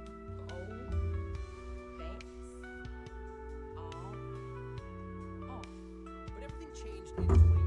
Now you can place bets on your phone or computer in most states. Betting companies sponsor teams, and stadiums are filled with ads for the most popular gaming apps. This turn of events was all made possible by the Supreme Court. In the Supreme Court's game-changing decision, pun absolutely intended, in Murphy versus NCAA, the court considered the constitutionality of the Professional and Amateur Sports Protection, PASPA, of 1992.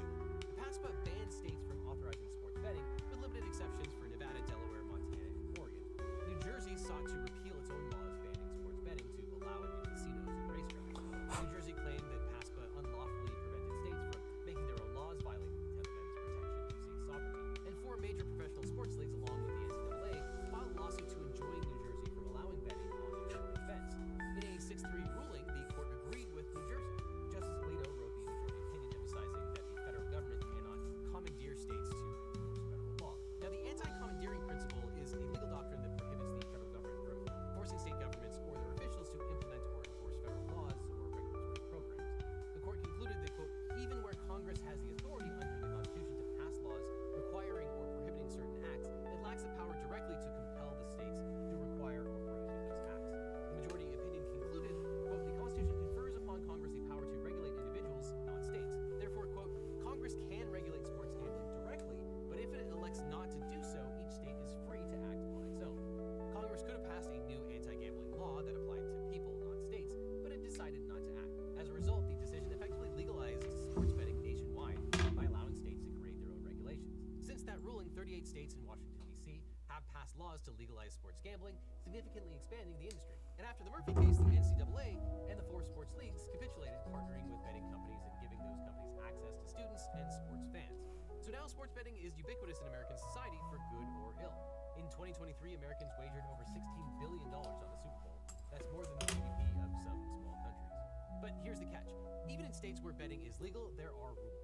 You've got to be at least 18 or 21, depending on your state, and you should avoid placing bets through an unregulated site, since that can be a risky move both legally and financially. And of course, never bet on the Buffalo Bills. They'll choke. That's what they do. So can you gamble on the Super Bowl? Well, thanks to the Supreme Court, you probably can, depending on how old you are and where you live. Just remember to bet responsibly and never gamble more than you can afford to lose. Oh, and never bet on the Cleveland Browns. As you have probably seen, Super Bowl Sunday is almost like a religious holiday in the US, and local businesses like to get in fun.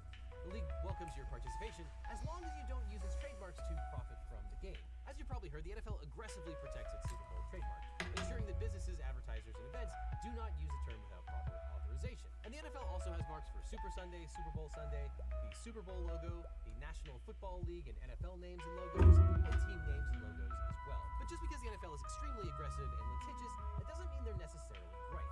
Trademark law protects a trademark owner's exclusive right to use a trademark when the use of the mark by another would be likely to cause consumer confusion as to the source or origin of the good. And trademark law is largely a federal issue governed by the Federal Lanham Act. And over the years, the NFL has sent cease and desist letters to bars, restaurants, and businesses that use Super Bowl in marketing without permission. For example, in 2007, the NFL sent a cease and desist letter to the Fall Creek Baptist Church in Indianapolis.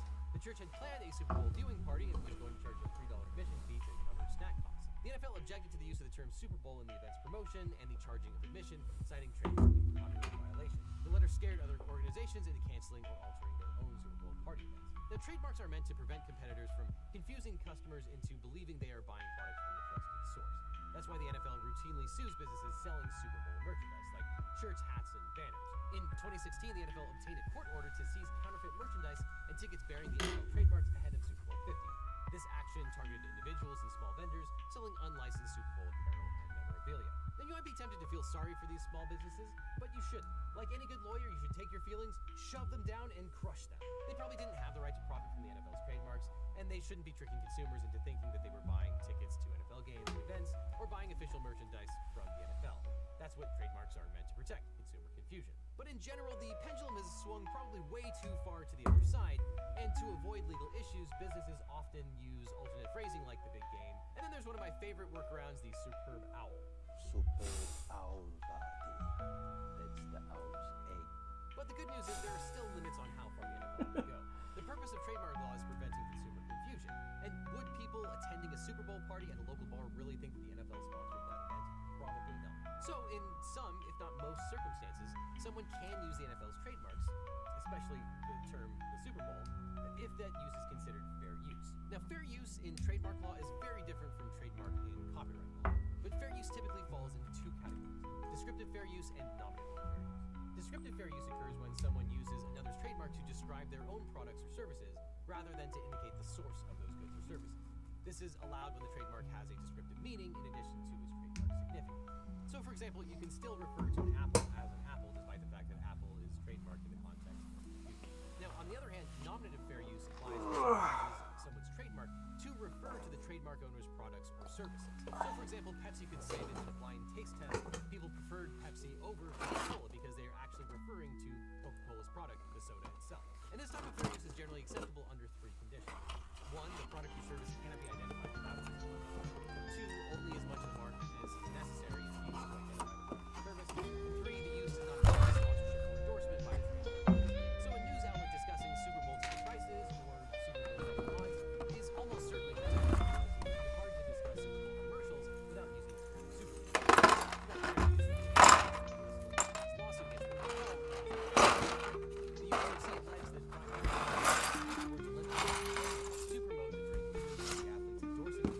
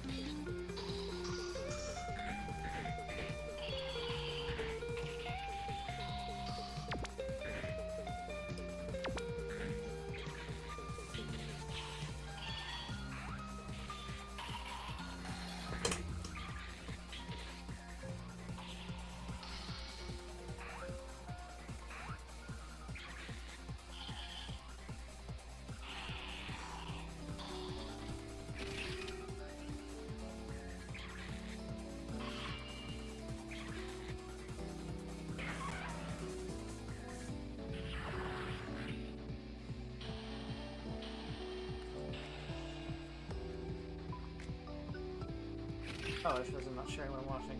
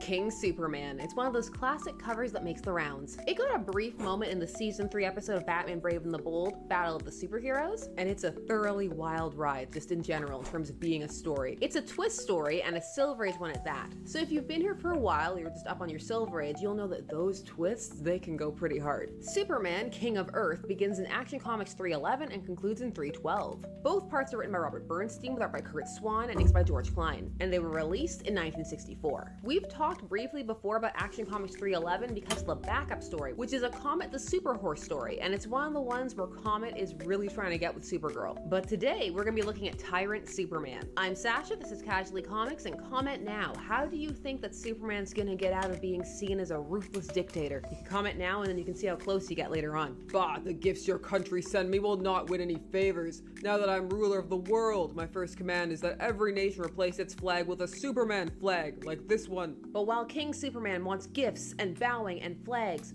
Clark Kent will bow for no monarch. One day, as reporters Clark, Superman Kent, and Jimmy Olsen cover a coronation in a minor tropical kingdom. It's a shame the way all those people are forced to bow when the king passes. We better bow too, Clark. It's the law of the land here. But meek Clark is suddenly defiant. Bow, not me. As an American, I don't have to grovel before anyone. Clark, as a simple formality, here come the royal guards. And then Clark was fired for causing an international incident. Really, this is happening because he needs an excuse to sneak away as Superman because he's seeing danger out there at the fortress and he needs to deal with it because Supergirl is in the future. They do make sure to specify this, that there are no "why didn't Supergirl come and help" letters later on. They're trying to cover all their bases. The letters of this period are just ruthlessly looking for errors to correct. I'll read some later. You know, sometimes Clark dashes off with a fake stomach ache or one of those types of excuses, but not here. No, here he needs to cause some real problems. He's gonna be very dramatic this issue. Both of them, really. Now, at the fortress, the intergalactic danger detector says a menace is coming, somewhere from deep space. However, when he looks into deep space, he can't see anything except for a storm of Red K meteors. Then that means he can't just go and investigate, because Red K will mess him up in some capacity. It's different each time. Dealer's choice. However, huzzah! In this tale, Clark has been working on a cure for Red K, using missing a piece that split him into two versions of himself, specifically from Action Comics 293, where he got split into an evil Superman and a good Clark. Now this story goes out of its way to repeat one of the rules about kryptonite, which is that it can't have the same effect twice. We're of course talking about Red K here,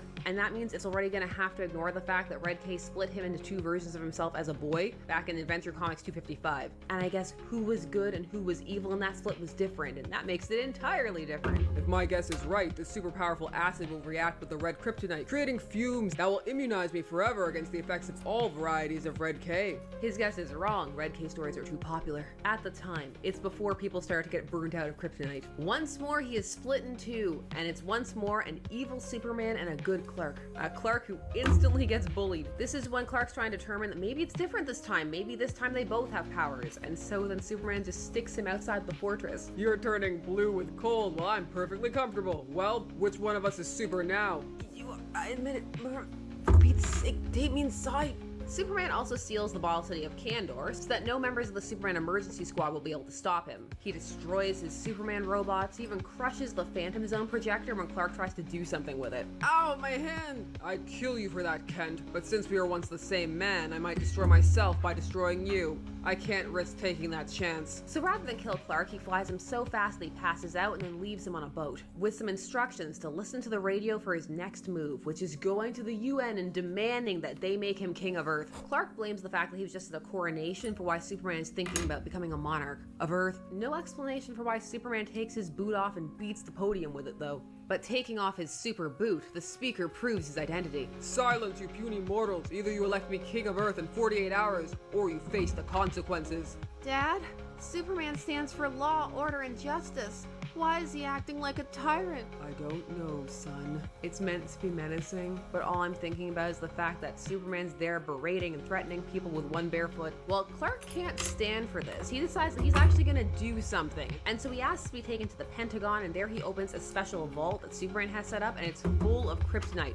gold and green. But to Clark's disappointment, sorry, Kent, we can't allow you to use kryptonite against Superman. It wouldn't be legal. So far, he hasn't committed any crime. Even though we don't trust his motives, he's entitled to his rights. Hear that? Threatening to take over the world is fine. Lex, take notes. Well, Clark tried. Everything else is everybody else's fault. The people of Earth vote in a tie towards whether Superman should be their king or not, and so he must demonstrate his might by doing things like blowing ice across the ocean, starting in Africa and then going outward, and also destroying a mock-up of New York on a Chinese test missile base. That one's at least a little menacing because it has a kind of look what I could do to your city kind of vibe to it. He also destroys a mountain with a nuclear bomb. Well, that's it. He's got my vote. All hail King Superman. It does work, and he does become the King of Earth, and then the cover does happen. We get a recreation of it on panel. Why did everyone bring crowns? Did they not see how extra his main crown is? Somebody break the mold and get a scepter. Despite them doing what he wants, he does dissolve the UN because he can, not because the gifts are bad, but I'm sure that didn't help. Also, the flags are a different color inside than on the cover. It's not the hugest deal, but someone's gonna write a letter about it later on. Now, all this is too much for Clark. He decides that he's gonna try and form a little bit of a rebellion. They're gonna take down King Superman. Vive la révolution of 4 people. Him, Lois, Perry, and Jimmy. Well, they're all close to Superman, so we've got a good betrayal vibe going. But the coup will have to wait till next issue, which I'm not sure if it's a hot take, a cold take, or a just right temperature take, but I like the cover of issue 312 better. It's just so dramatic. Yes, King Superman, I'm still alive, even though I now have a mechanical body, and this kryptonite that powers my motor will end your tyrant rule. Kent tricked me. He changed himself into a metallo robot just so that he could destroy me. The level that Clark is willing to go to makes sense when you read some of the opening narration on the teaser page. Imagine Genghis Khan, Nero, Ivan the Terrible, and Hitler rolled into one, and you'll begin to understand the nature of the evil creature who now menaces a world he once protected. Evil Superman is a tyrannical despot, that's for sure, but we haven't seen him actually do anything to anybody outside of the threats. It's not a good situation, but the narration box makes it feel a bit more overblown than what we're gonna see even in this, which is him doing things like coming on TV and telling people, you better not rebel, also don't fly over my airspace. Now, part 2 does have a slightly different name. It's King Superman versus Clark Kent Metallo, which is a great name. It's exciting. Now, Jimmy is still loyal to Superman. He feels there must be some kind of explanation. However, the other members of the Jimmy Olsen fan club, yes, the fan club of Jimmy Olsen, they're burning Superman souvenirs. There's a scene that kind of plays out like this inside the episode Battle of the Superheroes, only it's Jimmy who's destroying the souvenirs and who's turned turn against Superman, which is understandable given what Superman is doing. It's just interesting to see the different takes on it. Now this issue is a fairly long recap as to what happened in the last, which does make sense because there is a lot to set up. And that happens before Clark and the Rebellion of 4 have a meeting on Perry's boat. They need to get better at finding hiding spots. Because Superman very easily finds them and doesn't kill them outright, he just deposits them at sea and they have to wait for the tide to bring them back in. He's also able to stop Clark's next plan, which is sending the Superman robots inside of his apartment after him. Clark remembered that they were there, Superman had forgotten. Those are the ones he tends to keep around for the more banal type of chores. Moments after, on the roof of Clark's apartment house. Put down your binoculars, Kent. These heads are all that is left of your robots. Got any other bright ideas? The heads? The bouquet of heads? Clark does have more ideas, thank you very much, and it's going to look for more kryptonite. He can't go back to the Pentagon now, so he thinks that maybe Supergirl has some at her house, meaning at her adopted parents' house, the Danvers. So he goes to investigate, because Supergirl was trying to work on a cure for green kryptonite, just like how he was trying to work on a cure for the red. So he goes to her house to sneak around in her basement, and he's so suspicious that the cops show up. But he had saved one Superman uniform just in case he had to pretend to be Superman, so now he tries to pull off the whole I'm King Superman routine. Well, there's one way to tell if he's King Superman. A bullet will bounce right off him. Let him have it, Al. Right, don't get sore, Your Majesty. We're just doing our duty. They actually shoot him in the stomach, but thanks to the comics code, there's not too much blood. They also don't notice that it's sunk right into the fabric of his uniform, and Clark is able to just bear down through it like a champ. But I can't let on I'm badly wounded, nor can I let my blood show. I'll strike an arrogant pose with my fingers covering the wound. Well, what say you now? You're the real thing, Your Highness. Forgive us for mistrusting you. A stomach wound is oftentimes a fatal wound, and it proves to be in this case. Clark staggers, falls into some water by accident. It turns out to be a good thing because he's saved by Lori Lamaris, his telepathic mermaid ex-girlfriend. The one he was willing to give up absolutely everything for, but then she married Ronald, the merman. He's still not entirely over it. He is actually dying because he got shot at point blank range, but then he remembers, you know who else had to get an entire body transfusion? Metallo. And after they recap Metallo's backstory explaining who he was and how his body worked, he asks Lori to do that to him. And thankfully they can do it, and they also have some kryptonite lying around so he can be powered up, because that's what powers Metallo. And now, a robotic Clark goes to confront King Superman, who, as was established in the last issue, won't kill him because he's concerned that may somehow kill himself. Clark has no such concerns. Open the chest. Now we're coming to the climax of the story, and so we get to see how is Superman going to be able to regain the trust of the world after all of this. Get ready. No, you've made a terrible mistake, Clark. I'm good. I'm your friend. Before you kill me, think back to the fortress when I spotted that invisible menace streaking earthward surrounded by red kryptonite meteors. Okay, so the whole red K can't do the same thing twice is what we're going to use for this explanation. The idea is this time, yes, they were split in two, but they were both good. Superman was pretending to be evil. The reason? The instant they split, his super hearing picked up instructions from a planet BXPA. A robot pilot was coming to Earth with a missile and was supposed to demonstrate the aliens' might beforehand with things like freezing, earthquakes, the events that we saw throughout the issue. And if they didn't, on the third day, the alien would come and destroy the Earth. Now here's the thing, nobody else heard this warning, they couldn't. So Superman had infinite options as to how to deal with this. And what he chose? Pretend to be evil and take over the Earth. So then he would pretend that he was causing the disasters that were actually caused by these aliens. Because his logic is, this way they would avoid global panic because people wouldn't know that there were aliens on their way to destroy them. Instead, they could experience global panic because their former alien savior had turned against them. But why didn't you tell me about it? I wouldn't have tried to kill you, unlike I'm doing right now. I couldn't trust you. As a mortal, you might have accidentally blurted out the awful truth. But I did tip off the world's top leaders to my scheme. Yeah, Clark, I don't trust you, but I do trust a room full of world leaders, and also note, not all of them. So there are some countries out there just assuming that Superman truly did go evil. There's going to be a lot of cleanup for this, and he really should have told Clark. He should know himself well enough to know how far he would go, which is apparently right to the edge. He wouldn't be dying if he told Clark. Superman was just biding his time until the alien ship arrived on the third day, then it would have to decloak briefly, and then he would be able to take it out. Superman had gone out to investigate the planet that it came from, but found that it was a dead world, ravaged by war. The weapon left over was just an automatic system. And now he's dying, so who will stop it? A second was all I needed to intercept that engine of destruction. But now it's too late. It's going to swoop down on Earth and automatically release its ultimate weapon. Farewell, Clark. It's nobody's fault that luck ran out on us and the world. No. This is entirely Superman's fault. He didn't have to say it was aliens coming, but there had to be other options than lie to everyone and pretend that you took over the world. Becoming King of Earth being the A plan is questionable, but thankfully it's Deus Ex Red K time and the two fuse back together. This also takes care of Clark's robot body because this kind of falls off as they become one once more, and also the kryptonite poisoning is cured, hooray! And they're just in time to stop the weapon, sending it hurtling back to the dead planet from whence it came. But now, how to regain the trust of the people of Earth? By saying sorry. Actually, they don't show him saying sorry at all. They just show the UN explaining, and that's why he did it. And then everybody gives a standing ovation. And in no way are the people traumatized or have any fear or any trust issues. They don't have to worry that Superman could do this again at any time. Just take off his boot and Now, not all of this tracks if one thinks about it outside of even just the why was this the first plan he had. The sealing off of Kandor, it cuts off having the ability to have more Kryptonians help out against this threat. Same with the robots, but it has to happen because he's pretending to be evil. So then again, perhaps having a plan that doesn't make your allies and friends try to kill you might be a good start. The people forgave him real fast. Are they gonna leave his palace up somewhere as a memento? Did he destroy it? Can they have their crowns back? The final panel also manages to throw Clark under the bus a little bit, like, oh, Clark was wrong. Clark was the hero of this piece. It does say that it takes real metal to go up against a man of steel, but there's some light Clark mockery, and it's undeserved, especially in this case. You know, as silly as parts of this story were, the core idea was very, very strong. A depowered Clark with the moral fortitude of Superman having to take down a powered evil version of himself, trying to build up an underground resistance and gather what resources he can, is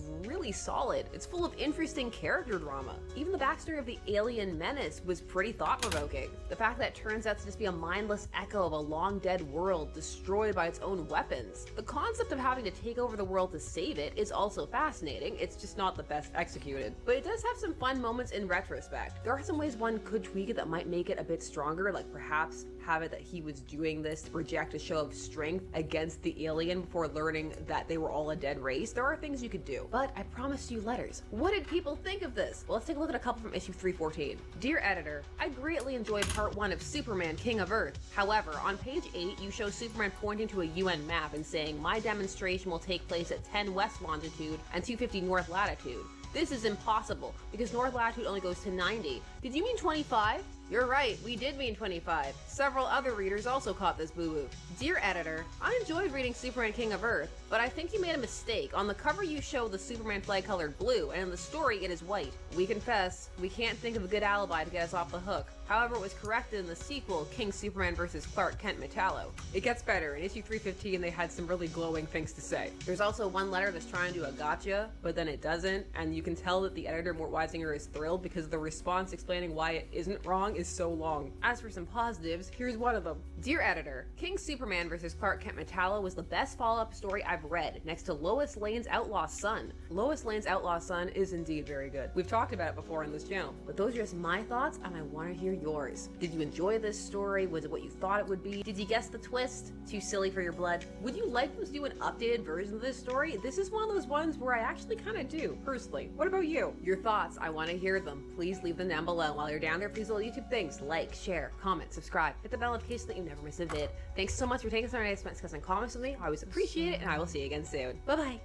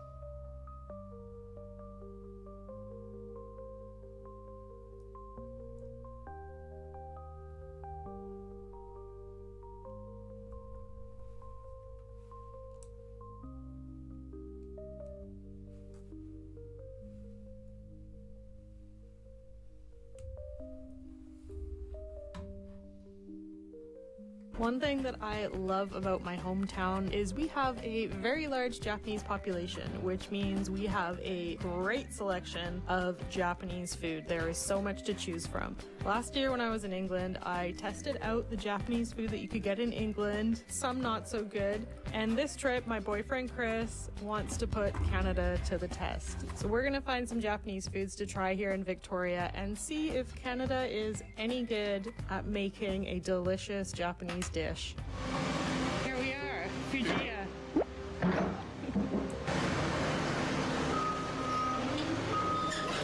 I haven't been here in a couple years and it's changed a bit. The shelves are higher. It feels strange. We need to pick up some mayonnaise for my mom. The batter looks rather flavorful. What's that one? Sweet chili prawn donburi. Yeah, that's new. Oh, and this a Korean pork. And look, They're getting creative. prawn tempura bowl. Yeah. Now we're talking. That looks good. Yes. We could get one donburi and one sushi. Why stop there? Why not two? Two of each. Unagi. Which one do you like? Out of all these, Yeah. I'm gonna. To be fair, it's quite good as well. Pork tonkatsu. This one looks good. You can't go wrong with karaage, and I want to see what the spiciness is like.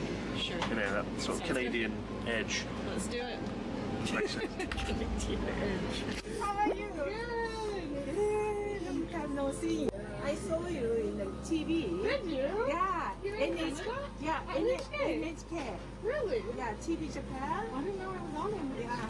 What do you think about Japanese food in Victoria? Victoria. Is it good for the most part? Restaurants? Yeah, in general. I won't say anything. No comment. No comment. Oh. But the food here is good, right? The ingredients Nah. quite different. Yeah, the Not fish fresh as isn't the Japan, same, right? is So it? it's really challenging. Yeah. I think Chris would really like this one. What is it? Spicy barbecue salmon. Yeah. Does that look good? Yeah. My other favorite was the prawn. See the prawn roll? It's a tempura prawn roll. Yeah. We could get both if you want. And what's cool is you can see them making it behind. That was me Ooh. back in the day. I'm on the hunt for seaweed salad, which is not a Japanese thing at all, but they had it here. I love it. I don't see it.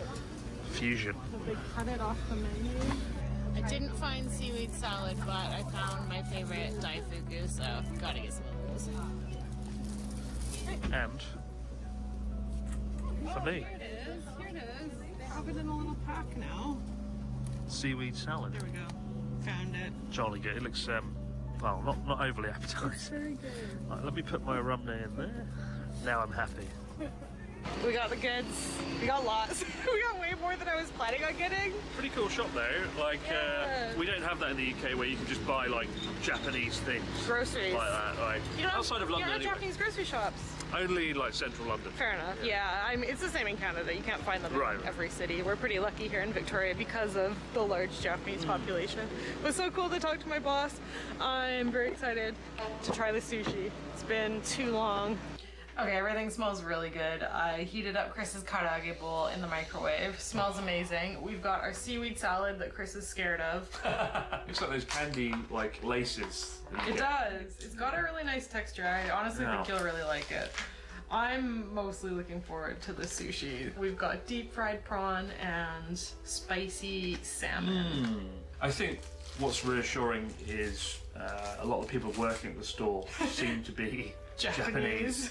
Yeah. And, you know, there's no greater critic of Japanese food than Japanese people themselves. Yeah. And your boss, who was lovely, Masami, when we asked her, you know, what's Japanese food like around here, she was like, not very good. She's honest. Yeah. I mean, So, she said, like, it tastes good, but it's not Japanese. Real deal. Which, I agree, the sushi is obviously not Japanese style, but I remember it tasting really good, so. also, I she was hope Chris referring likes it. broadly to Japanese food in the area, not her own. Not shop. her own. Yeah, she was awesome, though. Cool boss. Alright, I'm gonna start with the salmon. Yeah, me too, actually. Looks so good. So it's got spicy mayo in it. The recipe is like mayo, chili sauce. Do you put the whole thing in? Alright, Mmm. Nice, right? Very nice. I think even if the fillings aren't overly Japanese, they know what they're doing with the rice, and that's the key with Japanese food. If you don't get the rice right, it's not going to be good. Big mistake in the UK. The rice is so firm and disgusting. I think they must have like pre-made it and it's been sitting in the fridge for days or something, because that's what it tastes like usually. Try your karaage bowl. Sure. I'm gonna have some of my favorite seaweed salad. So good. Yeah. I know it doesn't look great, but honestly, this is like everyone's favorite, and they used to like put a little bit of it in each bento, and people would ask for extra. I think you're really gonna like it. Love it. I'm not gonna ask for extra. What the hell? It is amazing. It's I like mean- salty and sesame, and it's got lots of sesame oil in it. It's And it's a little sweet. I don't know, it's not my thing. All right, next up, prawn sushi. I will also try. I can't get around to eating my goddamn chicken. There we go. I love how they put so many prawns in it. Battered prawns, no less. The best kind of prawns. Yeah, really nice. Really good batter. Been out of Japan for a few weeks now, and Craving his chicken. don't get it over in the UK, do you? Tadakimasu. Very juicy, very succulent, very damn good. And spicier than your average Japanese curry. I think my favorite's still the salmon sushi. The salmon is the best one. Yeah. It's all very good though. I can see why it was damn busy when we were there. At least if this YouTube thing doesn't work, I can go back to work there. Not the end of the world. Yeah. All right, we're gonna finish our sushi, and we'll see you guys for dinner. We're gonna go to a ramen place. Oh no. When I was living in Victoria, there was no ramen here. So this is a new development, and I don't know what to think. It was in the mall food court, and I have to say, it doesn't look like the best ramen. Brilliant. Our expectations are quite low, but we'll see you guys for dinner, and hopefully it's better than the last ramen I had outside of Japan. Can't wait. It's time. It's ramen time. Oh no. This is excited. Here we are, Menbo Ramen. So we're inside the Hillside Shopping Center. So this is a food court. We're not expecting top quality cuisine, No. but there are quite a few people ordering, so that's promising.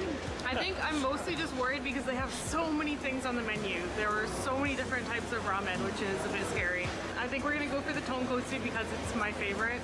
$17. That is so expensive. Honestly, it smells kind of good. It looks pretty nice. This is already better than I was expecting. What's over there then? Garlic? Garlic. Fried garlic chips, got chashu, bok choy, which is unique, hard-boiled egg, mushrooms, bean sprouts, all kinds of toppings, so that's nice. So when I start with ramen, I always kick off with the soup. It's got that sort of oily tonkotsu appearance to it. Yeah, it looks legit. Just lacking in flavour. It's not like bad, but it's just not very flavourful. It doesn't have the punch, that kind of... Oh, that's actually pretty good. It doesn't have that like tangy punch of a good tonkotsu though. That's actually pretty good. No. That's really similar to, what's that one that everybody likes? Ichiran. Ichiran, yeah. It's not bad, but it's not I know what you mean. It's not as thick and creamy. creamy, but tangy. Tonkotsu has like a tangy kind of undertone to it. To be fair though, it's a lot better than I was expecting. Let's see what the noodles are like. This is where lots of places tend to get it wrong outside of Japan. So tonkotsu noodles are typically very thin, right? They're alright. They're not bad. I would have preferred them a bit firmer, I think. But I like the ladle. Big ladle. they are proper ramen noodles. Yeah, honestly, I'm quite impressed. I was expecting a lot worse, judging by the reviews that I saw. A bit too soft. Yeah. Honestly, if I didn't live in Japan and I was here in Canada and I was craving ramen, this would satisfy that, I think. I've been to some really bad ramen places outside of Japan, so like this is nowhere near as bad as it could be. Well, I mean, yeah, the broth can go horribly wrong. and the noodles could be, as you said, like quite spaghetti-like in Yeah, some I've places. had ones that were like spaghetti in soup. It was so bad. So I give it lots of points for actually looking and having the general vibe of a Japanese ramen. Tomorrow we're going to be trying the most highly rated ramen restaurant in Victoria. So we'll see how that compares to this. Probably a lot nicer. Chris, what are you doing? Nothing. Definitely not getting poutine. Thank you. Have a good one. You too. This is like Canada's gift to the world after Justin Bieber and Avril Lavigne. That's all I can think of. The real question is, why would you willingly choose Membo ramen when you can have this? French fries drenched in gravy and cheese curd. Good morning, welcome to Day 2. Day 2. We're at the grocery store because I figured we need to try some grocery store sushi. Oh no. I mean, again, in the UK, you just don't do that. Don't put yourself through it. I really liked the grocery store sushi in England. That actually got some of my highest ratings for all the Japanese food that I tried there. So we will see. You're a madman. Come on, Canada, you can do it. I hope they have some sushi. It's always a very small selection, but I think they'll have something. Usually here somewhere. Sausage rolls. Oh, there it is. Oh, they've got more than I thought they would. Wow. I'm pretty sure I need this one. These actually look pretty nice. It doesn't look as good as the one yesterday. It looks edible. Which one should we get? Spicy California roll? Yeah. Smoked salmon. Oh, there's more over here. There's veggie ones. We don't need that. Avocado looks nice. Look over there, that was better, that one, yeah. If in doubt, get the one drenched in creamy sauce. What is that? Oh, salmon. Okay. Spicy sockeye roll. Alright, that's delicious. very Canadian. Quite pricey, isn't it? $10. Chris didn't have the supermarket sushi in England, unfortunately. No, I'm smart. No, it was very good. I think it was from Sainsbury's, and it was very nice. I'm good. Today we have sockeye salmon. Got avocado in it, which is nice. Alright, in the soy sauce. And the rice feels nice, doesn't it? I have to say, it's pretty good. Quite nice. Well, it's better than any supermarket sushi I've had in the UK, actually. That is very good. I would say it beats the stuff in the UK. Wow. I'm shocked. Yeah, the rice is pretty good. The fillings are decent. The spicy mayo The spicy mayo is amazing. ticks all my boxes. But yeah, it's really nice. The only thing that worried me, on the package it said made today, good until the 27th, which is like 3 days from now. I wouldn't do that. That's a bit worrying. In 3 days, this probably wouldn't taste very good. At that point, like rice, sticky rice is just like impenetrable. So yeah. Yeah. No. But I'm most excited about ramen. Good ramen. Yeah, I've been wanting to go here for ages. It's been around for a few years, and I drive past it all the time, and I just haven't had a chance to go because every time I'm visiting Canada, of course, I'm not craving Japanese food.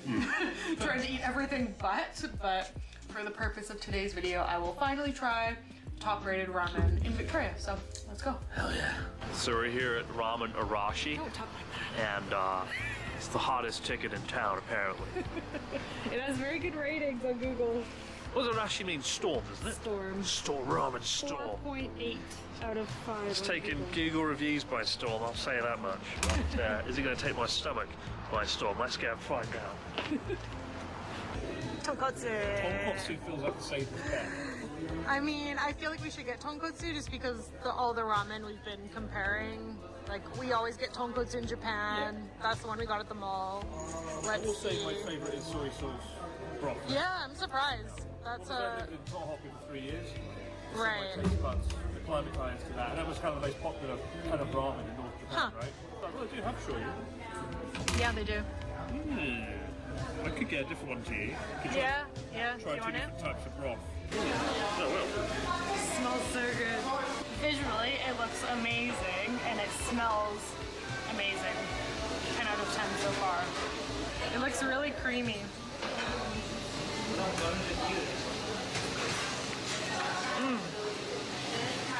It's really good. How's it taste? Lots of ginger. I taste lots of ginger, garlic.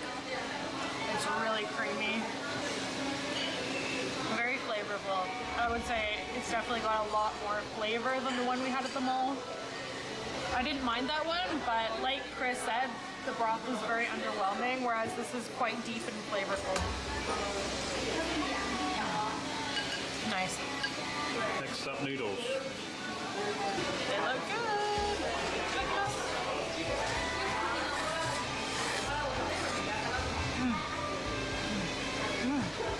That's really good. Yeah, it's very tasty. I love the garlic. They put roasted garlic, or like deep fried garlic chips. And it definitely adds to the flavor. You can never have too much garlic. No, I really like it. It does look very authentic. Yeah, it's yummy. Do you want to try this one? I don't like chashu, so Chris is the chashu raider. It's great to take Charlotte because I get all the meat.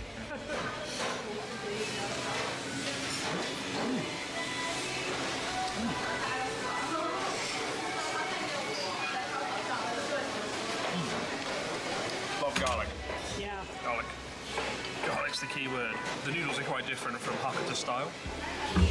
Hakata Ponpotsu style, quite thin, right? Very thin.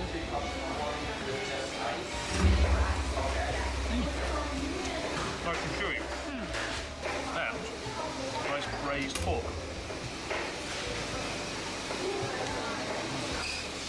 Good. It looks really Oh, nice. amazing. It looks like it's cooked really nicely. Yeah, that is what braised pork should taste like. Subtly barbecued. Like good braised pork should have the fat should be kind of like a subtle sweetness to it. And then you've got that nice sort of barbecue taste. The pork's my favourite bit of this ramen. Okay, moving on to shoyu. Now I've eaten all your pork. It looks nice, doesn't it? The presentation is lovely. Yeah, it's kind of a Lots of colors. Asari style ramen, where it's quite, transparent. So kotteri is the thicker, soupy style, which is closer to Charlotte. Nice, it's got a very subtle kind of fish broth flavour to it. It's quite an accessible ramen, right? Where I used to live in Yamagata, the soy sauce was very thick and it was very fishy. Yeah, it's kind of like the thickness of tonkotsu, but it's soy sauce broth, but the fish flavor is so overwhelming. Yeah. So I've never been a fan And of Natsuki, for example, Natsuki hates it, yeah, he doesn't he? doesn't like his own local ramen. He's stuck to ramen is famous for having quite a thick kind of taste to it and a sort of fishy undertone to it. Yeah. So this one's less fish, more soy sauce. Really nice. I mean, this is pretty damn good. Yeah. You can see back in the kitchen when you walk in the ramen shop. You can see everyone working hard, like a good old ramen kitchen back home in Japan. So, this is about as good as it gets, I think, outside Japan. Nice to meet you. Thanks for coming to chat with us. Thanks for coming in. I'm so stoked to be here and find really good ramen in Victoria. How long have you guys been here now? 3 years, just a hair over 3 years. Yeah. Because when I lived here, we had no choice of ramen, and now there are several shops, and you guys are the top-rated one, and I see why. We're humbled. It was very yummy. Thank you. Where's your ramen inspired by, Alan? Well, it was actually created by two Japanese guys that I used to work with in Banff 30 years ago. Oh, no way! Yeah, so in Banff, Canmore, they opened one up. My wife and I were traveling, take our daughter up to university in Edmonton, stopped in to say hi, have some ramen. We're blown away by what we were served. Oh, that's so cool. We asked Ken whether or not he would ever open one up in Victoria, and he said, "We'd love to, just not sure who to partner with." And it was, yeah. You're like, let's do it. Yeah, we looked at each other, we knew how we would respond. And you yourself have lived in Japan, right? Exactly, yeah. I lived in Japan for 10 years myself. Nice. If you guys want good ramen in Victoria, we have found the place. We've done it. Come to Arashi. It's very delicious. Thanks so much. Thanks, guys. Thank you. ごちそうさまです。ごちそうさまでした。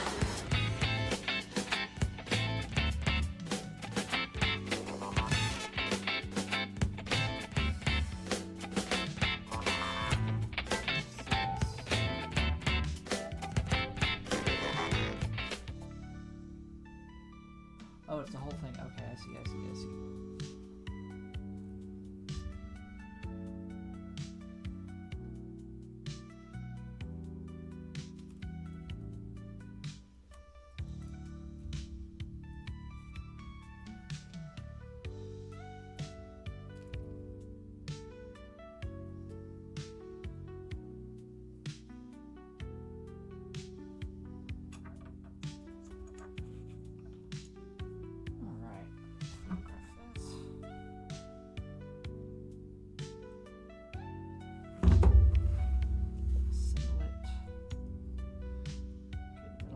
done here.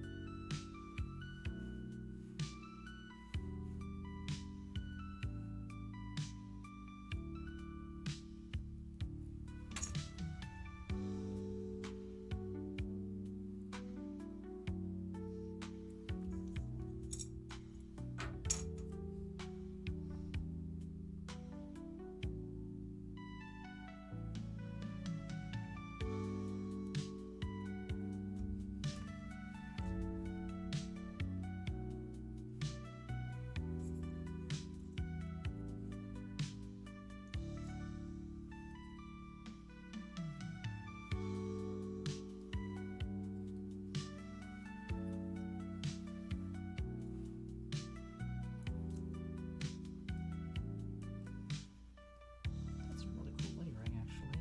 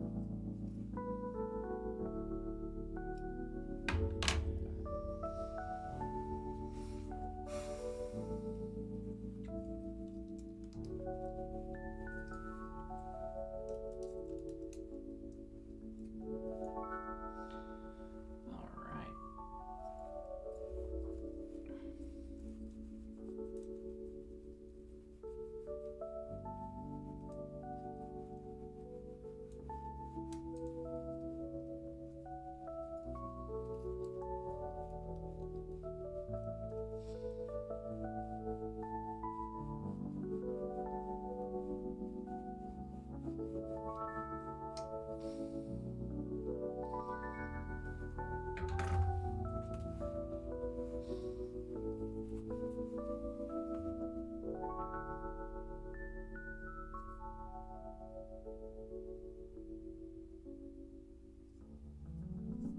All right.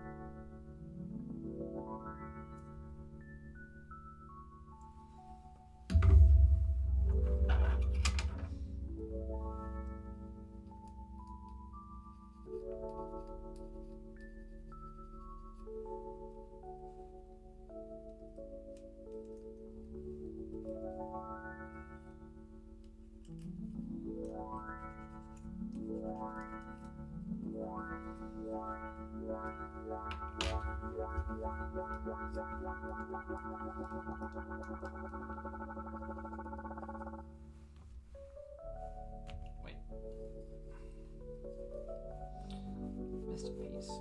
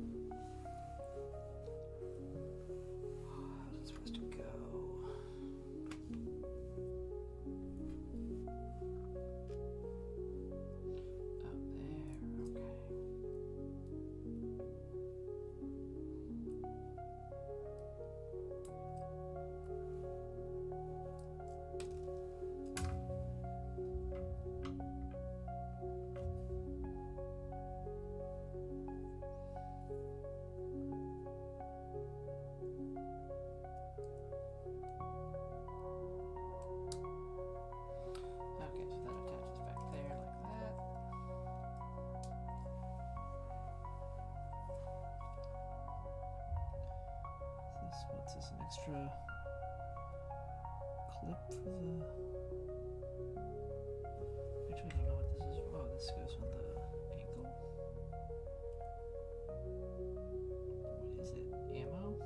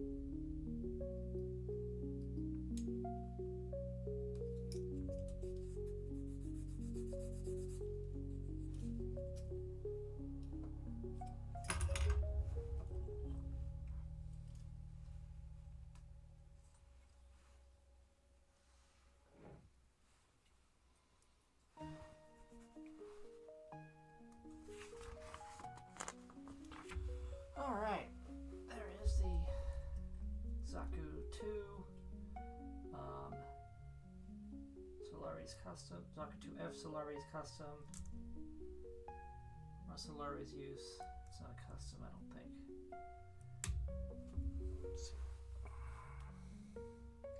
ZakuII F-type Solari. F-type Solari. Alright. There it is. Gun on the back. Heat tomahawk. Shield. You can take the shield in the hand. Choosing not to do so.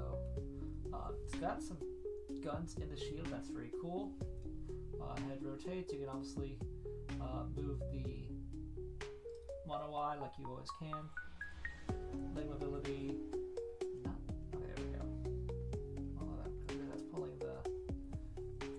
Oh, that's meant to do that. That's right. So it's meant, yes. So you can do the leg mobility. You can do that. Be careful there.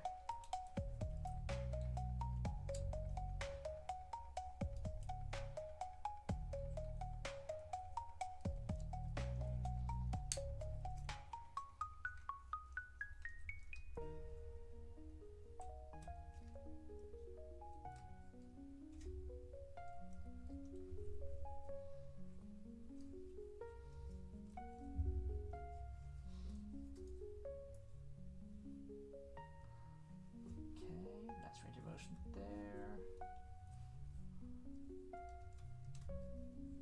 No? Okay, can rotate by pulling out this a little bit there. Moves up and down. The armor can rotate. Pretty good Zaku.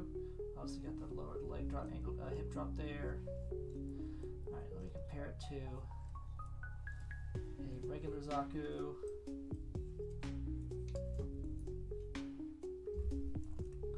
The biggest thing to me is that it has 2 antennae instead of 1.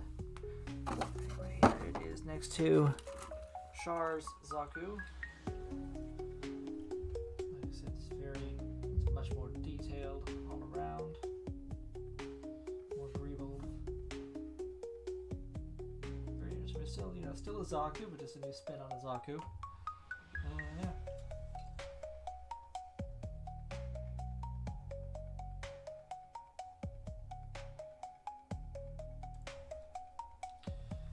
Alright. Well, I'm going to go ahead and call it there. I don't think there's anything else. Check one thing. So you can use it as a double handle. It's got replacement hands, trigger hand, and an open hand. Got a mount for a stand here.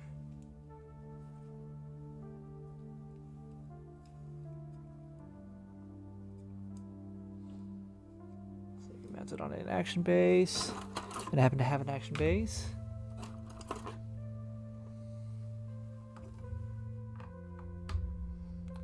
Kind of like the Gundam, though. It seems like it'd be a bit heavy for an Action Base 6, although that's what they show it on. Let's just see here.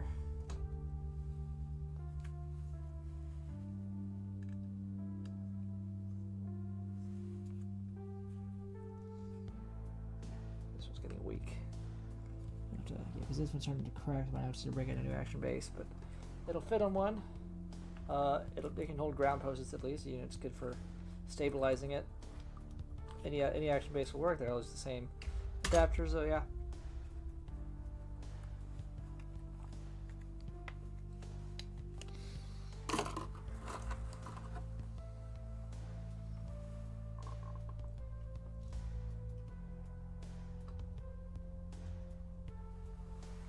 This is the Star Zaku with the Heat Tomahawk. So, alright, that'll be it for tonight. Like I said, thank you very much for coming out.